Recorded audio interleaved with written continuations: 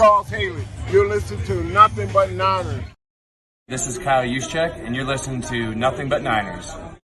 So now they've got to start from deep in their end of the field, and Garrison Hurst takes advantage of it. He takes the handoff, digs to his right, gets to the 20. He's at the 30, needs to cut in. He comes back up the right sideline, breaks a third tackle, comes down to the 30. He's down to the 20. He's down to the 10. He's down to the 5. He's into the end zone. Touchdown! Touchdown! 49ers! 96-yard run from scrimmage. Garrison Hurst breaking tackle after tackle. Swings down the sideline. Throws off bodies like clothes after a marathon.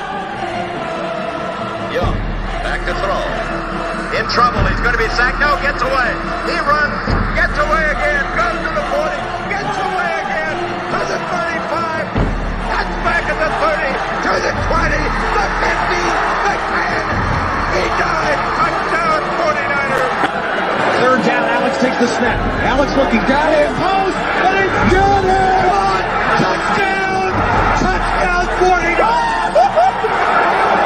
It is second down. Ryan takes the snap, throws the slant to the left side. It's Russell intercepted. The 49ers pick it, and Navarro Bowman is redemption. Navarro Bowman running it all the way for the touchdown. No greater redemption. San Francisco 49ers. We can do whatever we want. Click, click, boo. Guys, your boys Mike and Tony are here from the Nothing But Niners crew to talk about how the 49ers fall to the Vikings in a score that doesn't really matter. We lost. 17-22, right? 17-22. The 49ers fall to the Minnesota Vikings. Let me just let you guys know where you can find us. Shout out to the Viking fans that are in the chat. I see y'all out there. I know y'all are already here. Hit that like and subscribe button. Come on in here and listen to the hate that we're going to give you guys for the next 2 weeks because, yes, we will be talking about you guys. Make sure you tune in over and over. The Vikings were the better team tonight. Make sure you guys turn on those notifications so you know exactly when we are going live. Give us a follow on some of our social media platforms. We have Snapchat, Instagram, and Twitter. Those handles are Nothing But 9. That's the number 9 ERS. Nothing But 9 ERS. And then we also have Facebook and Twitch. Those handles are Nothing But Niners. That is spelled all the way out.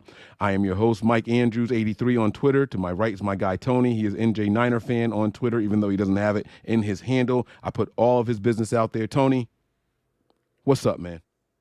What's up? It's too early. Better team from start to finish, bro. It's too early to ask me what's up because I tell you what, you might not like it and the people might not here like it, but it's got to stop. It's amazing how quick people turn on people over a game, one game. I've seen Bosa sucks. I've seen Purdy's garbage. There it is again. Purdy's garbage. Yep.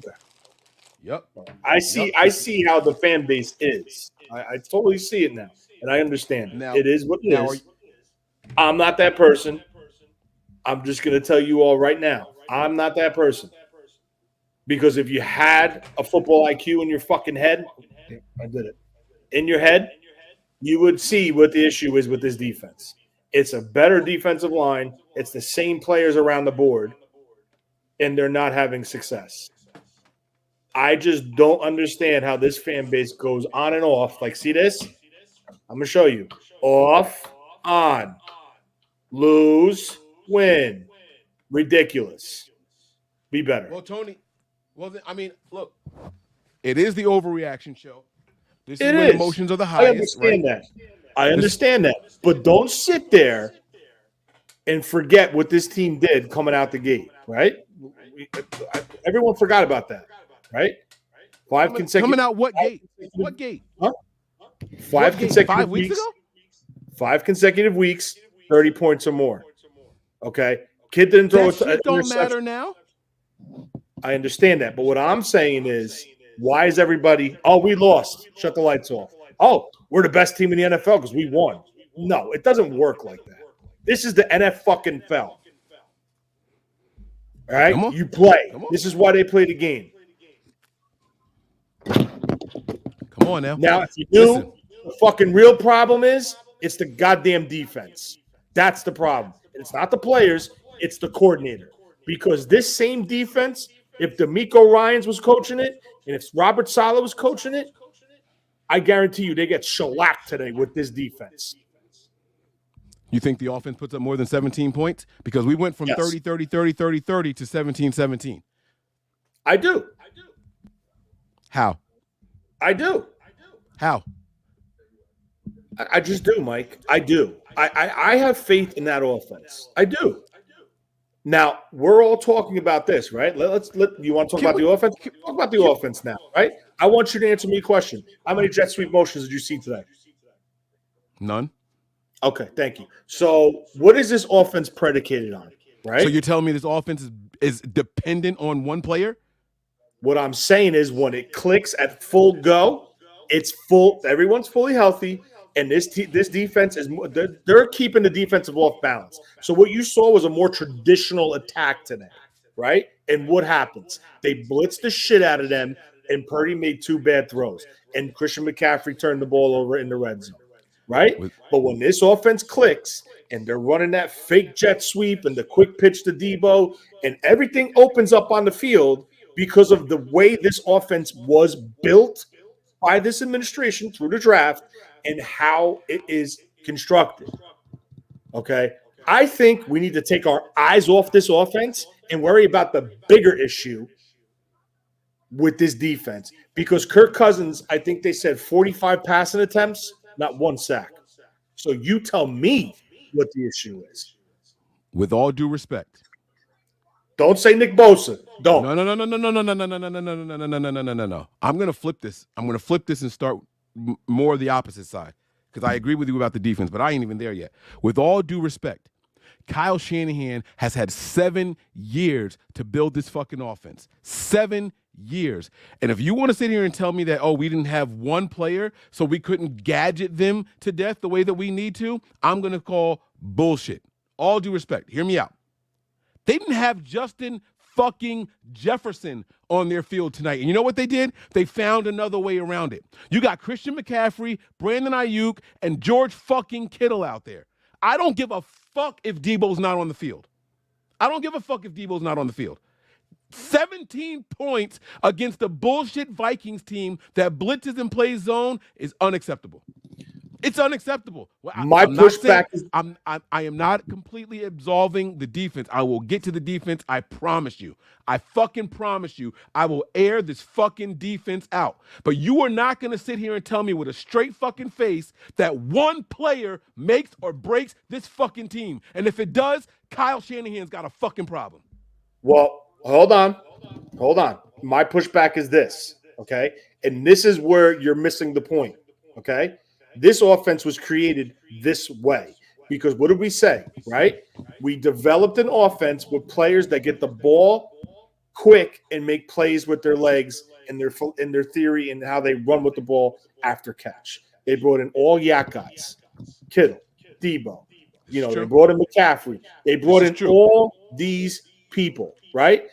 It's amazing how this motherfucking fan base turns on Kyle. It's amazing. Turn up, fucking Tony. Amazing. Let's like go. Seriously, I love this shit. Fucking people, I swear to God, you're on his dick sucking him off when he's fucking 5-0, and now you guys say he sucks.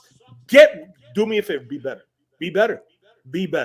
Because if you look at the way this offense is structured, right? It was structured for Jimmy Garoppolo, right? So what did they do? They tried. That's why the yak guys were brought in, because of Jimmy fucking Garoppolo. Correct. So now, what did they do? They go out and get the Trey Lance type of guy with the big arm. Let's launch it down the field. Can't hit the side of the ball. Okay? Can't process. That went out the window. So what did they do? They got another game manager who can make throws and who has it in between his ears. Right? He can see it. He can process it. He believes what he sees, and he rips it. Okay? That is why this offense was throwing 30 points up a game. Okay, when everybody was there, because this is the offense that he created for the roster that he built. And if you don't see that, not singling you, but if you don't Come on. You don't know football. Don't not call me out. Listen. I'm not calling you out. I'm talking football 101. Yeah. I'm with it. But I'm just letting you know, and that's why I said, with all due respect, I'm here to turn it up. I'm here. No, I know what you do. I know what you do. But now you're going to compare it. All right. So Minnesota didn't have Justin Jefferson. But Nope. Minnesota doesn't run the type of offense that the 49ers run, where there's motions. There's tons of pre-snap motions. Justin Jefferson is a true number one wide receiver. I think we can agree on that. Coverage, right? Huh? Justin Jefferson dictates coverage. Correct. But what I'm saying is we don't have that in San Francisco.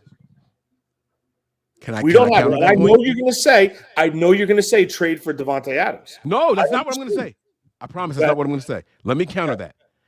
I said Justin Jefferson dictates coverage, and you said yes, but we don't have that in San Francisco. When I asked you during the game over and over, why didn't Ayuk have a single target the whole second half, what was your answer? Because they took him out of the game. They knew. No. Don't just say that. Tell the people, because there's 400 people watching right now, and we only had 20 people watching during the live. Tell me exactly what you said during the game. They doubled him. That means he's dictating coverage. Tony? Not technically. Not technically, Mike. They know with Debo out, they have to become more of a traditional offense. Correct? You with me? Because the first question I asked you was how much pre-snap motion did you see? I agree. And your answer was none. Mm-hmm. So now you transition to a more generic, I'm an idiot. Kiss my ass. How about that? No. Don't read the comments. Talk to me. Go full screen. Don't read the comments. Talk to me. You switch to a more traditional offense, right? Drop back 5 to 7 steps, and you let the routes develop, and you rip it downfield, right?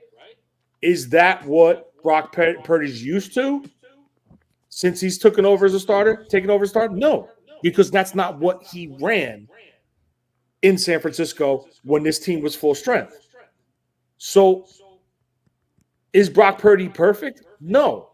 But with the offense that Kyle created, you need all those pieces there if you're going to say pre-snap motions. Try to get the defense to shift. Try to make them play honest. You have to defend everybody on the field. Keep them in 21 personnel. So they stayed in 21 personnel until the latter part of the game, and you had Brandon Ayuk, and then you had a chain mover and Juwan Jennings, who we could all agree is not the fastest wide receiver. He's great with the ball in his hands, but he's not going to take the top off of defense. I think we could agree on that, right? Mm-hmm. So they stuck with two tight ends, 2 receivers, and a back. Juice Tech was not on the field at all, majority of the game, we'll say, right? So it was a total different look today. Now, they did have a week to prepare for this, but when you have a blitzing philosophy in Brian Flores, and if they're getting back there, he don't have time to go for all those reads. When this offense is fully healthy and intact and firing on all cylinders, those windows are more wide open and the routes will develop faster because all the pre-snap motion, everything that goes on in a play with – hey, Mike, your show will be a whole lot better. All right, Richard Gonzalez, how about you could – Tony, go full screen. Talk to me. Listen, I'm good. I'm not going to sit here. I'm telling you, I'm going to put you back against the wall in this show if you let me. If you let me, I'm going to do what they're doing, but in a more respectful way. Person sit here and disrespect me because you know what? I don't know who you think you are, but you can just don't read the comments. Come on, bro. Talk to me. Talk to me. But basically, you know what I'm saying. I just think that right now, yes, they only scored 17 points. I understand that, but I think the priority right now with this team is there's a big issue with this on the defensive side of the ball. I really think there is a massive issue, whether it's scheme, whether it's him trying to figure things out. There's something with Steve Wilks. Okay. Now, and I don't like what I'm seeing because of that's the same defense. And I think it's an upgrade with bringing in Hargrove over Kinlaw and Givens. Now, let's take the spotlight off of the defense because the truth is I agree with you on pretty much everything that you're saying. But let's get off of the defense for a second. Tony, I'm going to challenge you for the people that are watching right now. They don't think that you are capable of saying Kyle Shanahan did not call a good game. They don't think that you're capable of saying this offense didn't do its job. Tony, I need you to give me something negative about this fucking offense, bro. 2 weeks in a row, 17. This was literally the same exact offense we saw last week against Cleveland, and I promise you, the Vikings defense ain't that fucking good. No, can I ask you? I promise you, I understand, but can I just ask you one? This is the first time we've seen Brock Purdy have to play from behind in back-to-back weeks, and he's fucking lost in back-to-back weeks. This is the first time that we have seen this team go out there without Deebo Samuel in back-to-back weeks and have to show, and they can't fucking do it. Are we that dependent on one person? It was Christian McCaffrey plus Deebo last week, 17 points. Okay, Christian McCaffrey comes back. He's got 2 touchdowns this week. 2 touchdowns this week. Correct. We got Brandon Ayuk 100% the entire first half, not a single target the second half. Not one fucking target the second half. Give me something. Give me anything that says, hey, Kyle could have done better here, or Brock could have done better here, or there were opportunities. Bro, I saw the all-22 view on that last drive, and Brandon Ayuk was wide fucking open. He's wide open on those last 2 plays. Didn't even look his fucking direction. Not one time did we even consider going to him. So what you're telling the rest of the league is, you put 2 guys on Brandon Ayuk, we won't even look his way. That's the message you're sending going into the fucking bye week. They're going to dissect this film in the last game all week long. All week long. The Bengals are about to whoop our ass. They're going to whoop our ass, bro. I don't have no doubts about that. With this defense, I don't have a doubt with it. I don't. I'm sorry. I don't. There is a major issue with this defense. But as far as the offense, we're going to talk about that, right? Is it coincidence that their 5-0 start, it was all 30-plus points, and everybody played? That's not true. No. Okay, Deebo missed a game, and Ayuk missed a game in 2 of those 30-30 games. I'll pull it up. That is not true. I don't remember them being out. That I will show you. I will show you. I'll find that shit. Hold on. I'll pull that shit up. Ayuk missed a game, and Deebo missed a game. I promise you. Hold on. Give me a second. So week 1, where is it? Steelers, 30 points, player stats. Okay, Deebo was there and Ayuk was there in week 1. All right, so that's both of them. Week 2, hold on. Now we're getting somewhere. Yes. Now we're getting into it. Oh, they missed the Heat. No. I'm gonna find it. Hold on. Just bear with me. I'm trying to think off the top of my head. Fucking Google is weird. Hold on. I hate Google sometimes. Hold on. What was week 2? Week 2 was the Rams. Week 2 against the Rams, Deebo was there, Ayuk was there. Okay, hold on. So it's got to be week 3. That was the first one. It was after the Rams, the Giants. Giants game, one of those motherfuckers didn't play. Oh, wrong team. Right here, Deebo Samuel, no Brandon Ayuk, 30 points. Brandon Ayuk did not play week 3 against the Giants. Okay. Week 4 against the Cardinals, 35 points by this team. Player stats. You know who's not on this list? Wait, I didn't click 49ers yet. Deebo Samuel is not on this list. He did not play against the Cardinals.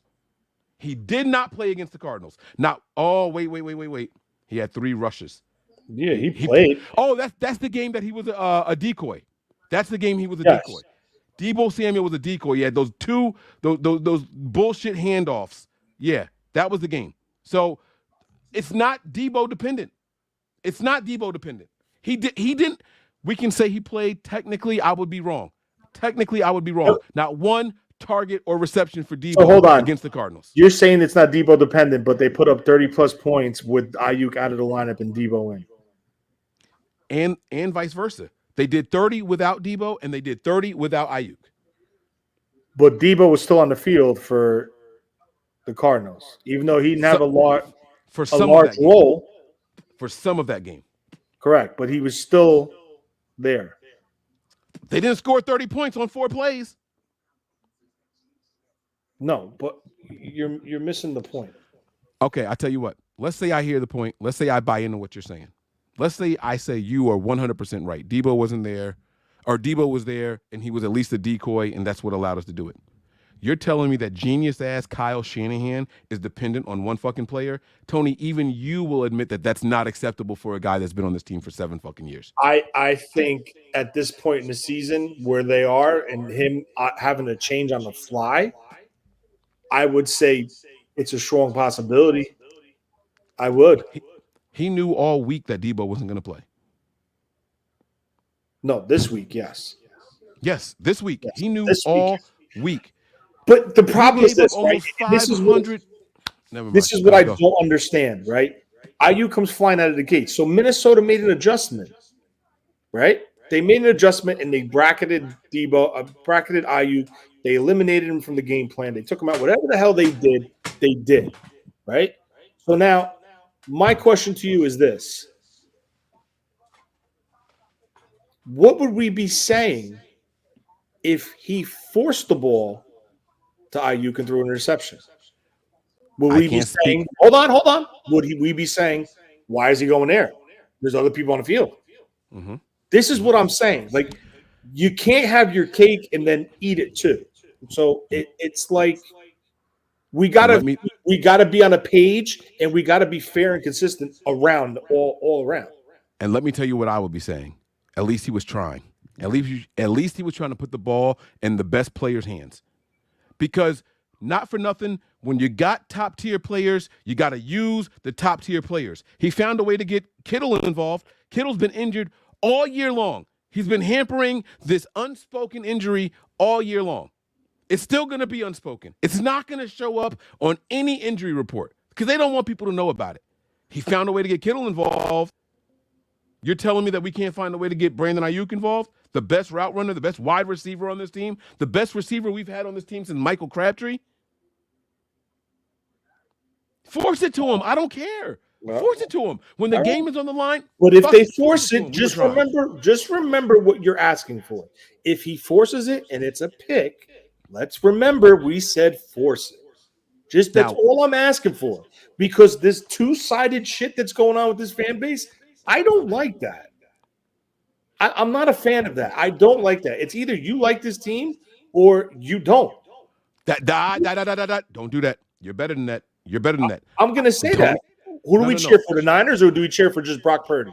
Cheering for does not mean that you can't be upset and critique and criticize the team. That is not the same thing. You can't say this, right? This is the point that I absolutely hate, right? Do you realize 2 weeks ago people were saying Brock Purdy was elite? Not everybody. I challenge that shit from day one. Majority. Them, sure. I'll say that to them. To the 300 people watching, 400 but it's people the watching. Same people now saying that he sucks. That's them. That is them. I understand that. And that's what I'm trying to say. How do you go from elite to suck? Results. Do we all forget how we lost last week? Results. Just like they crowned him elite too soon, they're saying he sucks too soon. Both can be true because people live in a microwave Twitter era. I'm saying Twitter. I know it's called X now. Fuck y'all. I don't care what you call it now. It's a microwave era. Bro, Brock Purdy can have 3 really good games, and they'll say he's the best quarterback in the entire NFL. There were literally people last year comparing him to Patrick Mahomes. And I said, y'all need to chill out. Y'all got to pump the fucking brakes. He's not that good. He's winning everything. That's cool. I like it. I like the kid. Let's see what else he's got. But cool. I'm with you. They were saying he was that good, right? Mm-hmm. I'm okay with that. And just like that, just like how they flipped the switch then to put him on the pedestal, they're flipping the switch now to say, hey, he's not the guy we thought he was. He's not the guy we thought he was. And this is how people come back to reality. This is the necessary evil to bring people back to reality. Hey, you know what, guys? I had Brock Purdy way up here, MVP candidate. I was talking all this shit about this guy, and you know what? I hate to admit it, but Mike, you were right. You said that it's only been 10 fucking games, and I said, no, I've seen enough. And I want all of y'all to come out and say right now, hey, I was wrong. We have not seen enough because the league does indeed catch up to certain to certain quarterbacks. They do. they do tend to pick on tendencies. They do tend to find out flaws in quarterbacks and exploit them. That's what good defensive coordinators do year in and year out. I don't care who the quarterback is. Peyton Manning had tells. Tom Brady had tells. Dan Marino had tells. Joe Montana, Steve Young. You run down the list of whoever you think your GOAT is, they had tells. There's nothing wrong with that. Now it's phase 3. Phase 1, you catch everybody off guard. They put you on a pedestal. Phase 2, the defenses start to catch up with you. Phase 3 starts really, really soon for everybody. Now it's on you, the quarterback, to adjust to their adjustments to you and show who you really are. Right now, Brock Purdy is stuck in phase 2. He is stuck in phase 2. I agree with what you're saying, but I'm going to say this. My pushback will be this. If phase 3 and they shut him down, if they do that, keep talking. I'm going to disappear. Keep talking. I'm going to be off camera. Keep talking. I can hear you. I just got to put something up behind me. If they do that with a fully healthy offense, meaning Debo, McCaffrey, Brandon Knight, if they do that with all that, then you're 100% right. Brock Purdy's not the guy, and Kyle Shanahan has some explaining to do. But I'm not going to sit here and say, oh, he's garbage, he's this, he's that, he's this, when the guy put this team in a position to win last week, but our field goal kicker missed it. Okay. And again, a field goal kicker missed a kick this week, and we should have been in a position to win this game. Right? Shoulda, coulda, woulda. We talk about it ad nauseum. But my problem is this. You could say he was exposed. This guy just said he was exposed versus the Browns. He was exposed versus the Browns with Debo Samuel out by the end of the first quarter, and Christian McCaffrey banged up and was simply just barely able to run and move. Right. So how are we going to make a true full-out assessment when you're down 2 players in that situation? And not to mention your left tackle had his ankle rolled up on, came out of the game, came back in the game because he was afraid that Brock Purdy to get killed going against Myles Garrett. So there's a lot to put into the sum instead of sitting here and immediately saying, oh, he sucks. Oh, it's his fault. Oh, it's this. No, look at the bigger picture. Stop pointing fingers. Look at the issue. Try to figure out what the problem is. And then that's it. And then you'll see that. That's all I'm trying to say. Are they perfect? No, they're not perfect right now. But I think the problem is bigger on the defensive side of the ball than it is on the offense. I'm sorry. That's just my opinion. I agree. I don't know if you could hear me yelling that from all the way in the back, but I do agree. Now, we got some growing to do on both sides of the ball. And we got to do it in a fucking hurry because this Super Bowl window is closing rapidly. Rapido. Okay?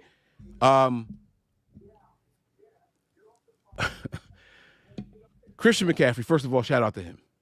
Shout out to Christian McCaffrey. This guy came out and showed, hey, I'm healthy, I'm ready, I'm going. And there's nothing anybody can do to stop me. So I do want to salute Christian McCaffrey. I like what he did. I appreciate what he did for the team. He tried, okay? But Tony, when do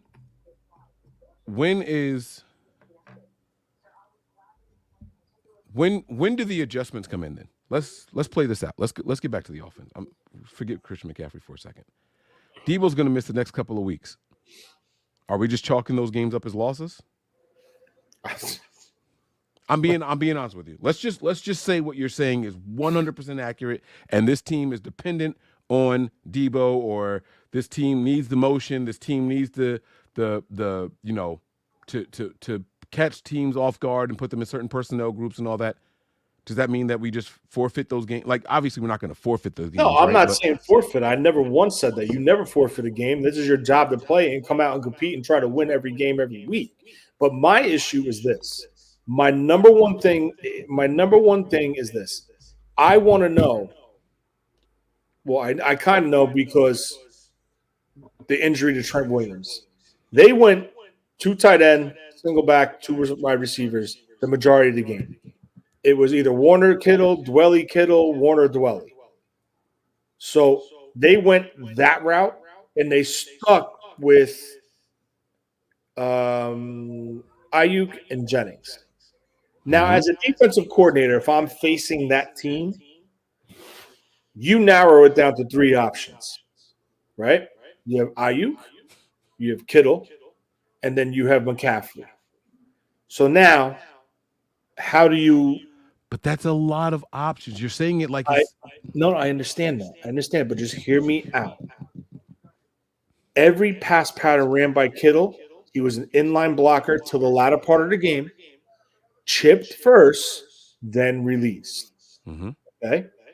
So you're slowing him down into a route. So now you're limiting yourself to 2. Now, as a defensive coordinator, what am I going to do?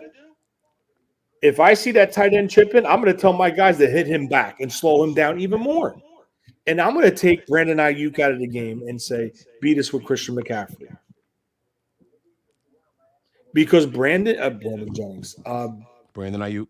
No, Juwan Jennings. Juwan Jennings isn't that type of receiver that could be that guy to pick up the slack. I mean, listen, Jennings had a good game. I'm not going to lie. I don't know what his final stats were, but he made 3 big catches. I saw 1 drop. 1 drop, and that was it.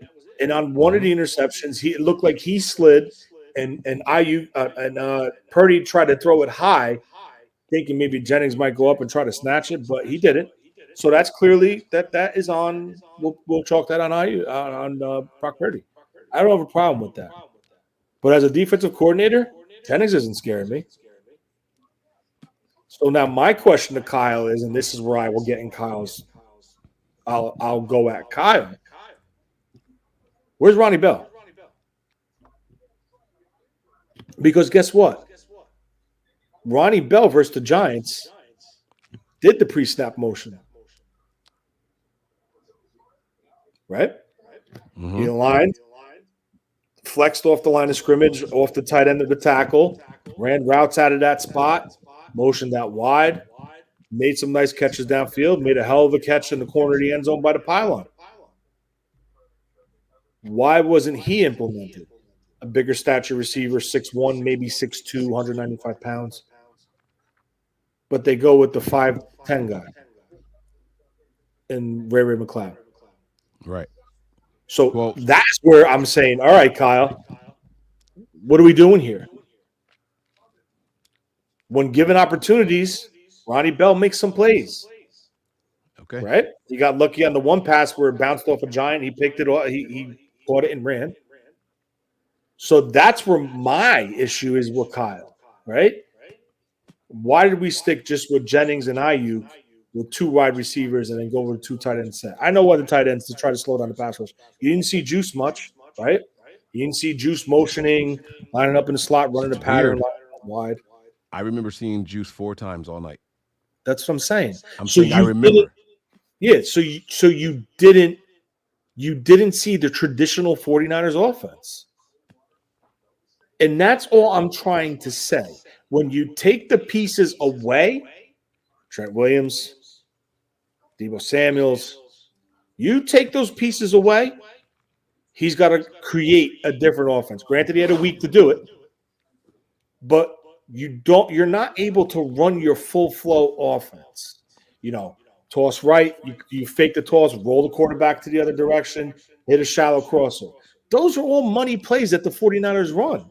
And it sets up other plays down the field going forward. It sets up better runs, right? It sets up dump offs. If you want to call him check down Charlie, he dumps it off, right? And it opens up the middle of the field. How many times did you see that shallow dig ran today?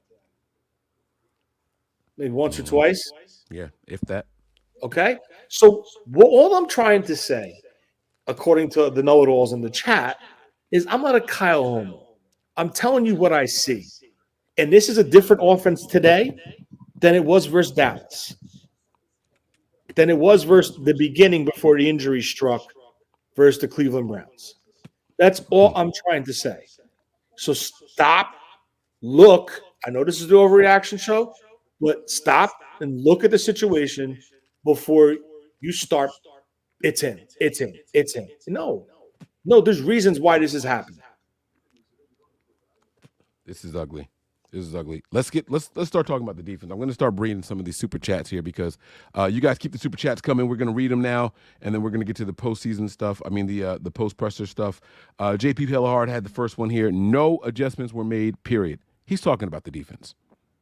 He's talking about the defense because the offense didn't need to make adjustments after the first half. The truth be told, the offense didn't punt the whole first half. They were in scoring position every time they touched the ball. Untimely fumble, missed field goal, but whatever happened. Touchdown, right? The offense was in scoring position every time they touched the ball in the first half. So when he's talking about adjustments not being made, he has to be talking about the defense. The Vikings punted one time all night long. One time all night long. I know you've been wanting to talk about this defense, Tony. What are your thoughts there? I don't even know where to start. I'm not going to go down the officiating alley because it is what it is. And it was even, by the way, 5-5 again, just like last week, 12-13, 12 for us. It was, but there were some crucial calls in key situations where they could have gone both ways. The penalties, they could have. All right, there's consistent times where people are corner and receiver are jockeying for position, and other games you don't see those flags fly. And for some reason, versus the Niners, they fly. But it is what it is. We can't control that. I'm not going to sit here and point my finger at the refs. It is what it is. But what I will say is there were two instances in this game where Kirk Cousins saw something from this defense and tipped him off and audible to a screen, and they got beat, and they got beat bad for large gains. And you're talking about a defensive coordinator with a background, with a history, with all this shit. Yes. I mean, I'm kind of contradicting myself by saying this, but our secondary play has improved as far as creating turnovers and interceptions, because I do believe we lead the league still in total interceptions for a unit. But our defense in total took a significant step back from last year. Significant is an understatement, man. Tony, I'll be honest with you, man. The Niners just fell to two teams that had 2 wins. I understand. And in both of those games, we allowed those teams, and this is how you can tell if you have a good defense or a bad defense. In both of those games, we allowed those teams to achieve their average points scored per game. When we played Cleveland, there were 19.5 points. There's no such thing as a half point in a real football game, so guess how many points they scored? 19. And this week, we played a team in the Minnesota Vikings that were averaging 21.5 points. I pointed something out. If you went back and look at the Vikings' last 4 games in a row, they went from 22 points to 21 points to 20 points to 19 points. Every single week, it was lower and lower, where it finished off averaging at 21.5. Again, there's no half points. Last week, we held them under the half-point mark. This week, we bumped up that half-point mark. 2 weeks in a row now, we have allowed teams to get their average on us. That tells me we're an average defense. I don't even think we're an average defense. Not acceptable, bro. I don't even think we're – I don't – and I got to be honest with you. It's scary. It's so scary because I think we're up to 11 interceptions right now, leading the league. And there were years where we couldn't even get 1 interception, and our defense was good. So I don't know. Like I don't know what it is. Like is he's that like just focused just on the corner play and the secondary play and that's it, and he's just calling plays? Or is his scheme just crap? Because I'm telling you, Mike, I don't see no creativity. I don't see the defensive lineman getting off the ball. I mean, you know my gripe with those 2 guys. I'm sorry. Eric Armstead and Javon Kinlaw cannot be on this team because they consistently play with high pad level. And that is an issue. They continue to get washed down the line of scrimmage today. Now, in previous years, it was an issue for Kinlaw. I mean, Armstead was a little bit more better, more dominant in games, it seemed like, under D'Amico. I don't see it, man. I don't. The defensive line is not getting a push. Javarius Ward is taking a significant step back this year. He looks worse than average. He is pissing me off more and more each and every week. I don't like Mooney Ward. I'll say it. Not overreaction show, honest show. Mike's had a couple of drinks. I'm telling you guys what I feel. I could be wrong. I'm happy to be wrong. This guy is not good. He's not good. He's serviceable. He's serviceable. He is Chris Culliver all over again. He's gonna have his moments where you're like, yeah, let's go. Then it's gonna be like, yeah, that's him. Yeah, he does that. He does that. He gets untimely penalties. He does that. He lets up big plays. Do you think it's? Do you think it is? They're overthinking instead of just playing and reacting. I think, truthfully, all right. Do you remember in preseason? Remember in preseason where we kept trying to figure out why they were every time we started a game on defense, it was a different set of players in the secondary.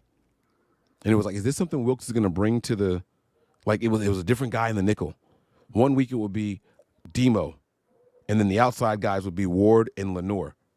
I mean, I'm sorry, it would be Demo as a nickel back, and then it would be Thomas and Ward on the outside. And then another week it was Womack in there at the nickel, and then it was Lenore and Ward on the outside. And then another week it was just a constant fucking rotation of guys. And we were like, what exactly is happening in the secondary? Is he evaluating everybody, trying to see what they look like in these situations? Like, it was just it seemed to be. Oh, and Oliver was another guy that was worked in and out at the nickel position and all that shit, right? Like, it was like a non-committal at who you think is CB1, CB2, CB3. It was non-committal. There seemed to be like this alternating door at CB3, but because you didn't know who it was, that also affected whoever CB2 was, because you were taking who we thought was CB2 and putting him inside at the nickel position, right? So we saw this happening over and over. I feel like right now he's kind of forced to stick to guys, but he doesn't want to do it. He doesn't want to do it. The scheme is fucked up. We saw it there, the last drive of the first half for the Vikings, right? Single high, you're blitzing. The Vikings are obviously trying to score. They're spiking the ball. They're calling timeouts, right? They're trying to get the ball out of bounds. They're doing everything they can. They're showing all the signs of, hey, we want to score one more time before half. What does this guy do? He calls single coverage, single high, and blitzes.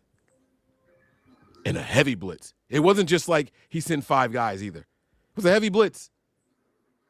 Ward tries to make a play on the ball, gets beat for it, and the one safety you had was 8 yards closer to the line of scrimmage than the cornerback that lost the fight for the ball. Yeah. What the fuck was that, Tony? I'm telling you, I think it's him. I think he's in over his head. Let me ask you this. Unfucking believable. Do you feel, because I'll tell you this from observing I'll say this, the whole season, it always felt that the defense was half a step behind on everything. Whether it's at the second level, whether it's at the front rush, or it's the corners. Like, I feel like he goes cover 2 to single high to cover 3 to cover 0. He's just consistently flipping his philosophy. And my biggest question is, yeah, D'Amico did it. But the difference is, D'Amico, it worked. Why isn't it working right now? Is he overloading these guys?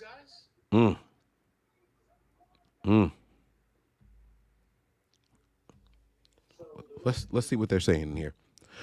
Boxing fan times 4. By the way, shout out to you, man. I love boxing also, man. Let's go, man. We got a really, really good fight coming up next Saturday, so I'm excited for it. But let's get back to it, man. What the hell is going on? Horrible play calling on both sides of the ball. We really got KID. Cousins going off on us. What is that, like kicked in dick? Like, what is KID? We really got K. Is that kicked in dick? Did I get that right on my first try? No guesses, Tony. I don't know. I don't know what KID is, but that I'm gonna say that because it feels right. Boxing fan, listen, man. Cousins going off. 452 yards of offense for the Minnesota Vikings, 1 punt all night long. And even with that, even with them having all of that, they only put up 22 points. If you told me that the Niners would play two teams in a row, one team would put up 19, the other team put up 22, I would say that's 2 wins for the 49ers. I would say that was 2 wins for the 49ers. But it's how it happened. It's long drives. You know what I'm saying? Like time of possession eating drives. Like these teams, like, we couldn't get out of our own fucking way. And when we did make a play on third down, there was a penalty. I think Steve Wilks thought that he was getting a top 5 defensive line. I thought he was getting a top 5 pass. I think Steve Wilks thought, this is my first time. Look, I'm going from Brian Burns, who's a top 10 pass rusher, to Nick Bosa, who is a top 3 pass rusher. And Nick Bosa hasn't shown the fuck up all year long. All year long. I don't see no one talking about that right now. Tony, you haven't blamed shit on Nick Bosa. I heard you call out Hargrave. I'm sorry. I heard you call out Kinlaw. I heard you call out Armstead. You haven't said shit about Hargrave getting all that money. You haven't said shit about Nick Bosa getting all that money. Hold on. Where are they? I said what did I say from the beginning of the game? I'm watching those two guys inside. Did I not say that? 2 weeks in a row, those two guys should have had big fucking games, and they gave us goose eggs. What did I tell you? 2 weeks in a row. I told you that in the pregame. I'm watching the 2 interior defensive linemen because they technically should have ate up those 3 guys inside. Hargrave made a nice play in the backfield, stuffed the run. He got pressure on one, didn't get there. I think you might be giving Hargraves credit for what Kevin Givens did, but I could be wrong. No. I know what the one you're talking about. There was another one with Kevin Givens, but I saw Hargrave fly into the backfield and make a stop in the backfield. I saw it with my own 2 eyes. Okay, so he got one. Yes, and he got a pressure. He got in the backfield. He didn't hit him, but he was there. It is what it is. But I just think these guys are playing with a different mentality. They're playing different up front. There's something not right. They're not rushing with their ears back. Are they 2-gapping still? I don't know. I'm gonna have to go back and rewatch it because literally, my eyes are going from your screen to this screen, back to this screen to this screen, and I'm trying to catch the replay here because you were behind and I was ahead here and I was seeing it live. But I just feel that I don't understand how this team goes from dominant up front to nothing. I think E-Man says it best right here. I seen Salah do more with less. Wilks isn't the answer. Everybody can see it. I agree with that. I agree with it. I'm sorry. Do you know Salah had a top 5 defense without Bosa? One of them was top 3, bro. Like, come on. Come on, bro. I don't know. Without Bosa. Without him. Without him. It was still top 5. Like, do you remember last year when they would align Nick Bosa all the way to the right, and then they would put Fred Warner between the A and I want to say between the center guard, and then they would have the 3 defensive linemen all the way to the left. And they would just fucking do this crazy ass stunt, and they'd be in the backfield like this. Where is that? There's no creativity up front with this pass rush. There's no like keeping the offensive like linemen off balance and constantly with their head on the swivel. What to expect? It's literally just go upfield, like just go 2-gap or go upfield. Eric Mangini vibes. And this is what I'm going to say.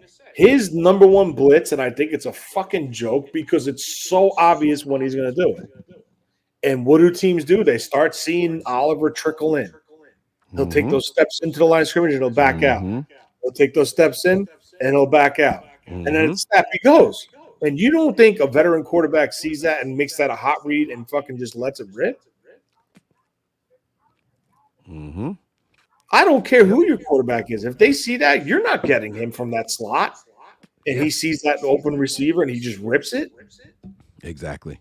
Keep those super chats coming, guys. Keep them coming. We're gonna keep going. We're gonna get through these, and I'm not gonna keep Tony on all night. Like I said, I know he's got shit to do tomorrow. I'm still gonna go through the pressers. I'm gonna tear their asses up in the pressers too. If y'all think I was hot at the start of the show, just you fucking wait. I'm gonna rip them all new ones when I get to the pressers. Zero Sama says here, McCaffrey fumbles, Moody misses a kick, defense gives up 400 yards, Purdy threw interceptions in the last 2 drives when we were down by 5. Are you talking about week 7 or are you talking about week 6? Because it feels like the same exact fucking script. It feels like the same exact fucking script. Only difference is Purdy had 2 picks this week instead of just 1. Fumble inside the red zone, missed kicks by the fucking rookie, interceptions by the second-year quarterback. It's the same fucking shit. Defense giving up a ton of yards to teams that should not be getting this many yards. Wash, rinse, repeat. It's the same shit over and over. It's the same thing over and over. You know what the definition of insanity is, Tony? It's when you do the same thing and expect different results. Yeah, no Debo, same game plan, nothing. No McCaffrey, same game plan, nothing. No pressures from the defensive line, same game plan, nothing. We're too smart for our own good. Yo, do you remember when you asked me something about Bosa? What he said in the presser? Did I call you? What was it? Something to the fact where you remember you're like, do you think he called him out? Oh, yeah. This was like within the last 2 weeks. Do you think? Like, do you think that's Nick saying something? Why don't you explain to people what we're talking about? Who called who out? You said, do I think he called him out? Bosa called out Wilkes. You can say it. I forgot what you said. No, it's okay. So Nick Bosa did a presser a couple weeks ago, and he he did a presser a couple of weeks ago, and he made a comment about how we had to make adjustments, and we just didn't do them soon enough, right? And I said, well, what were the adjustments that Nick Bosa was looking for when the only thing that was different was a player that we knew who wasn't going to be playing on the defense, Greenlaw? Yeah, because you asked me about Odom, right? Right. You knew who was going to be out there. You knew who was going to be playing. So what adjustments was Nick Bosa looking for? And then I played the next clip when they asked him about, well, what adjustments were you talking about? Remember? Yeah. So go ahead. You can elaborate. It wasn't about scheme. It wasn't about scheme. It's like, dude, what the fuck are you doing? We're down a certain player. Like, so what's the plan? It's just like copy and paste, and let's just go. No, you see, like TR3 Thorough just said Bosa called out Wilkes. He should call himself out. Call out himself. Well, I think Bosa's doing it he could be doing it for a reason, because that tells me maybe they did truly change things up front. Because Bosa never said shit. Never. Not one time in his entire career. For him to come out and say something like that, it's kind of like, yeah, he's putting too many assignments on these guys during their rush. Like, you remember what Salah's thing was? All gas, no brakes, play to run to the quarterback. You're not seeing that. Nope. And if you guys want to know what Tony is talking about, I go into depth on this on the Patreon. Not giving it away for free. Sorry. Not. You guys got to go to patreon.com. Check out patreon.com/NB9ERS. I broke that shit the fuck down. I broke it down because Bosa doesn't do a lot of talking. Bosa doesn't call people out. Bosa is I got to get better. I got to get better. This is where we can improve type of guy. Bosa is Mr. Team. You tell me to do, I'm going to do. This is my assignment. This is what I'm going to do. That is what Bosa does. Down in, down out, week in, week out. I am telling you guys for a fact that Nick Bosa threw a shot at Steve Wilks. I'm telling you for a fact that he threw a shot at Steve Wilks. And I thought I was hearing shit, right? So he's asked a question. He talks about the lack of adjustments. He's asked a question that has nothing to do with that question. And then one of the Matts, Burrows or Mayoko, come right back and say, hey, about those adjustments, how long do you think it's gonna take for them to happen? I'm not giving you any more than that. You want to hear the breakdown, you got to go to the Patreon and find it. Nick Bosa is seeing things. He's seeing things. And I think that Nick Bosa is the type of guy that says, hey, this is what you call? Fine. We'll go out there and do it. Because you're not going to blame me when that shit don't work. You're not going to say that I'm going off script and that's why that play didn't work. We're going to run this shit the exact way that you call it. This team is full of veterans. It's full of veterans. Can you name a rookie on our defense, Tony? No. The youngest guy on this defense is fucking Talanoa Hufanga. There's no starting rookies on this fucking defense. Yeah. These guys are assignment tight. These are veterans. You brought in Oliver because he was supposed to know your shit, right? That's why he's here. You brought him here.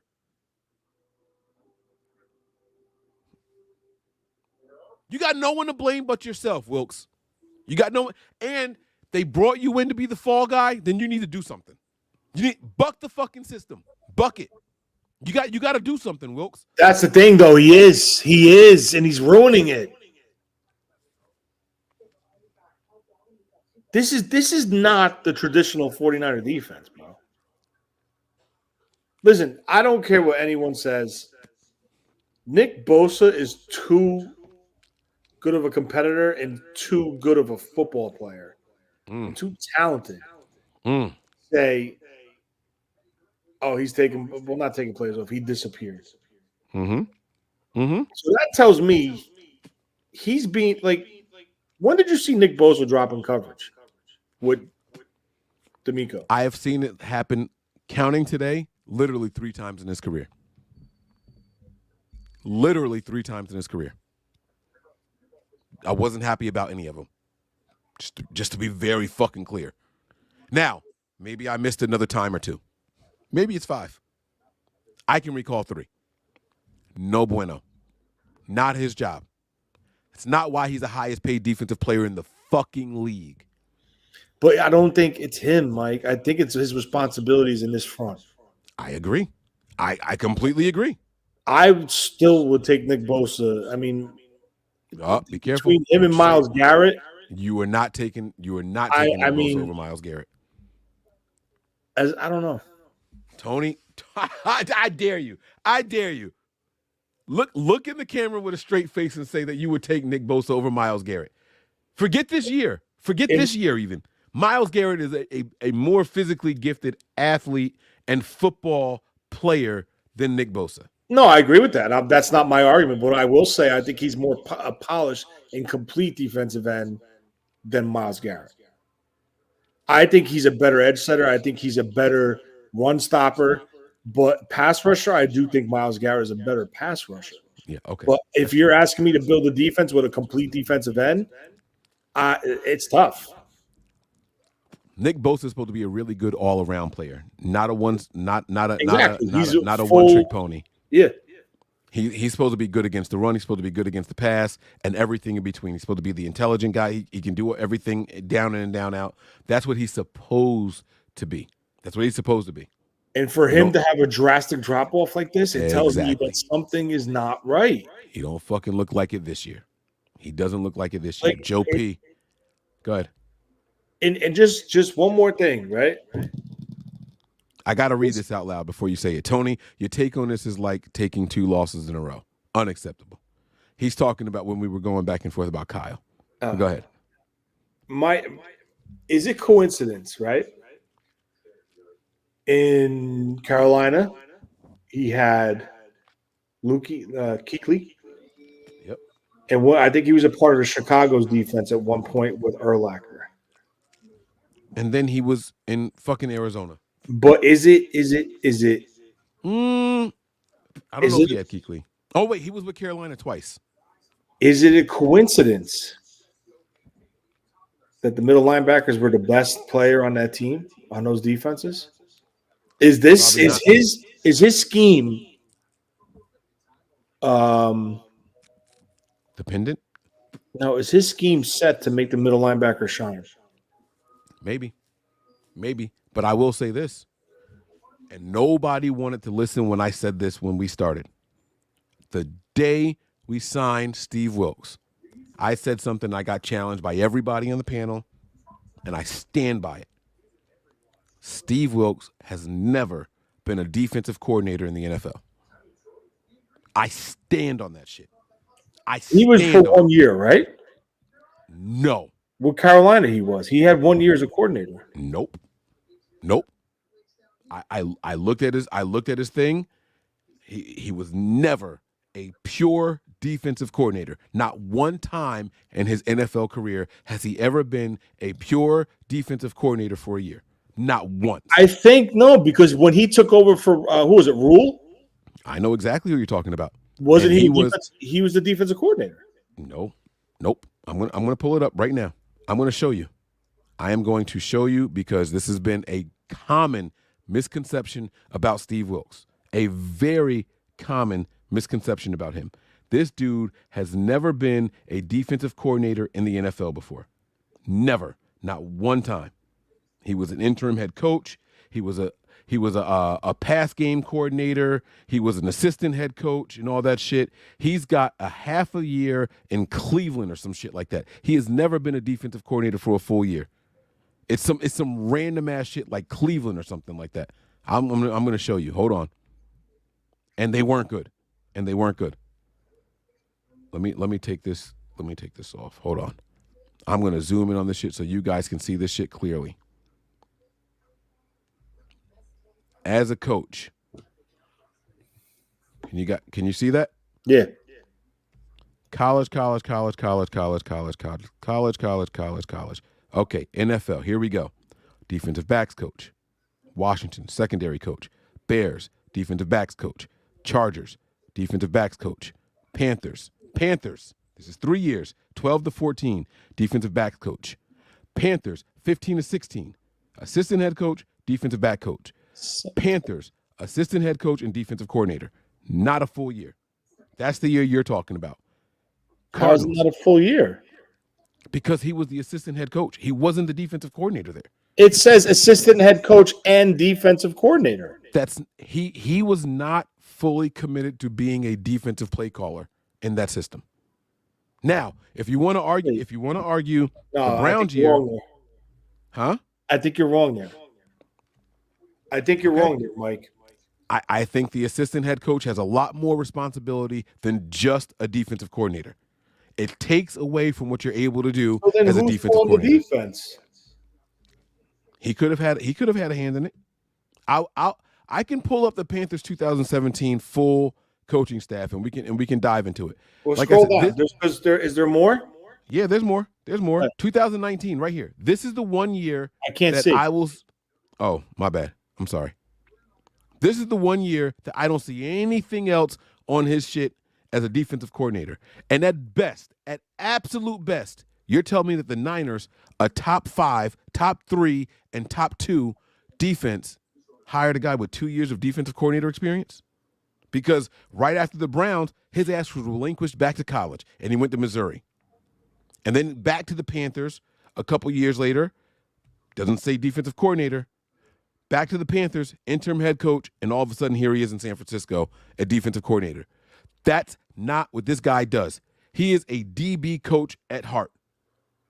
That is all this guy is. I agree with that. But I do think he has 2 years defensive coordinator because it's up to the coach all the assistant head coaches, if the coach can't coach, like if the coach can't be there on game day, the assistant head coach takes over the team.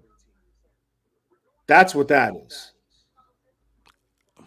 But he still had the title of defensive coordinator. He could name the quarterback coach, the assistant head coach. He could have made Shanahan could have made Mike McDaniel the assistant head coach and offensive coordinator, and he could have made DeMeco Ryan the assistant head coach and defensive coordinator. The assistant head coach is just a title that carries. If the coach can't be there, he would take over as the coach. Well, then I'll digress. Give him 2 years. Yeah, no, I agree with you 100%. Give him 2 years tops, and neither one of those teams were top 5, top 10, or even 15. Now, if you wanted to bring him in, as a passing game coordinator, I'd be like, it's a great hire. But exactly, because we thought that he was going to improve the secondary. Yes, and if not for Ward, I would actually give him his props. I think that the DBs, the corners in particular, are in advantageous positions more times than not. I'll actually give him his props with that. Yeah. I'll give him his props. As much as I'm bitching and complaining about Mooney Ward, at least he's there. At least he's there. There's no one getting blown out and just ran by. Well, that was the secondary play. That play that was the backbreaker. That play going into the half. That kid, that absolutely. But he was there to make a play on the ball, and the receiver just ripped it away from him. It was an excellent play until it wasn't. It was a pick until it wasn't. It would have been 2 picks for him. It would have been 2 picks. So what I'm saying is, as a secondary coach, A+, Steve Wilkes, because it's not always going to work in your favor. Those receivers are supposed to be better with getting their hands on the ball than the defenders anyway. That's why they're on that side of the ball, right? So I'll give him his props on that. Excellent DB coach. Excellent secondary coach. As a fucking defensive coordinator, man, you fucking suck, man. You suck. There's too much talent on this team for us to look the way that we look. I'm sorry. Joe P doubled up here. He says time to come back to reality about this D. The D sucks and not the way that us guys like. Philip Wilson says Niners couldn't counter the blitz effectively. I don't know. I didn't think that we were under a ton of pressure. I think the couple of times they sent extra people at Brock Purdy, he kept the play alive. He scrambled a couple of times. He found guys down the field. I wasn't worried about the Niners offense against the blitz, if I'm being completely honest with you, man. They got to get home 3 times, otherwise they stop, right? I think when they ran their run blitzes, that was more effective than actually blitzing on the pass. In the pass, yes. Yeah. Now, okay. If we're going to talk about the run blitzes, then yes, I'll submit. Christian McCaffrey was not Christian McCaffrey tonight against the run. I will submit there. But when I hear people critique the blitzes and not being able to counter it, I'm thinking passing game. There's no counter in the run game. No. There's no count. Once you snap the ball and you hand it off, that's it. There's no countering it. But when you're on the move, you can counter as a passing quarterback. You can run, check down, whatever it blitz beaters, right? I don't think the Niners had a problem with countering the blitz in the pass game. It was the run game, though, Tony. I think you're right. No. Andrew Burt, this defense has been exposed since the Rams game. Changed my mind. I can't. Purdy is getting too comfortable down the middle. Why no more outside throws? I'm about to say something that I know Tony's going to hate, so I'll let Tony respond first. No, I know what you're going to say. He can't throw outside. I'm not going to say he can't throw. I won't say that because I've seen him too much. He's looking more and more like Jimmy Garoppolo every week. That's what I'm going to say. That's tough. That's the fucking truth. That this is a $2 steak. It's hard to chew and hard to swallow, but it's the fucking truth. That's tough. He's looking more and more like Jimmy Garoppolo every week. Jimmy Garoppolo started that 5-game stretch at the end of 2017, and we all thought we had something. We went up against the fucking Jacksonville Jaguars, that Christmas Eve game. People out there wearing their Santa hats. Jacksonville was a top 10 team, playoff bound. It was their, what they call it, their T-shirt and hat game, right? And we beat the shit out the Jacksonville Jaguars. And we thought, oh my God, we got one. Jimmy G is the fucking guy. And you know what? We felt the same way about Purdy after 5 or 6 games last year.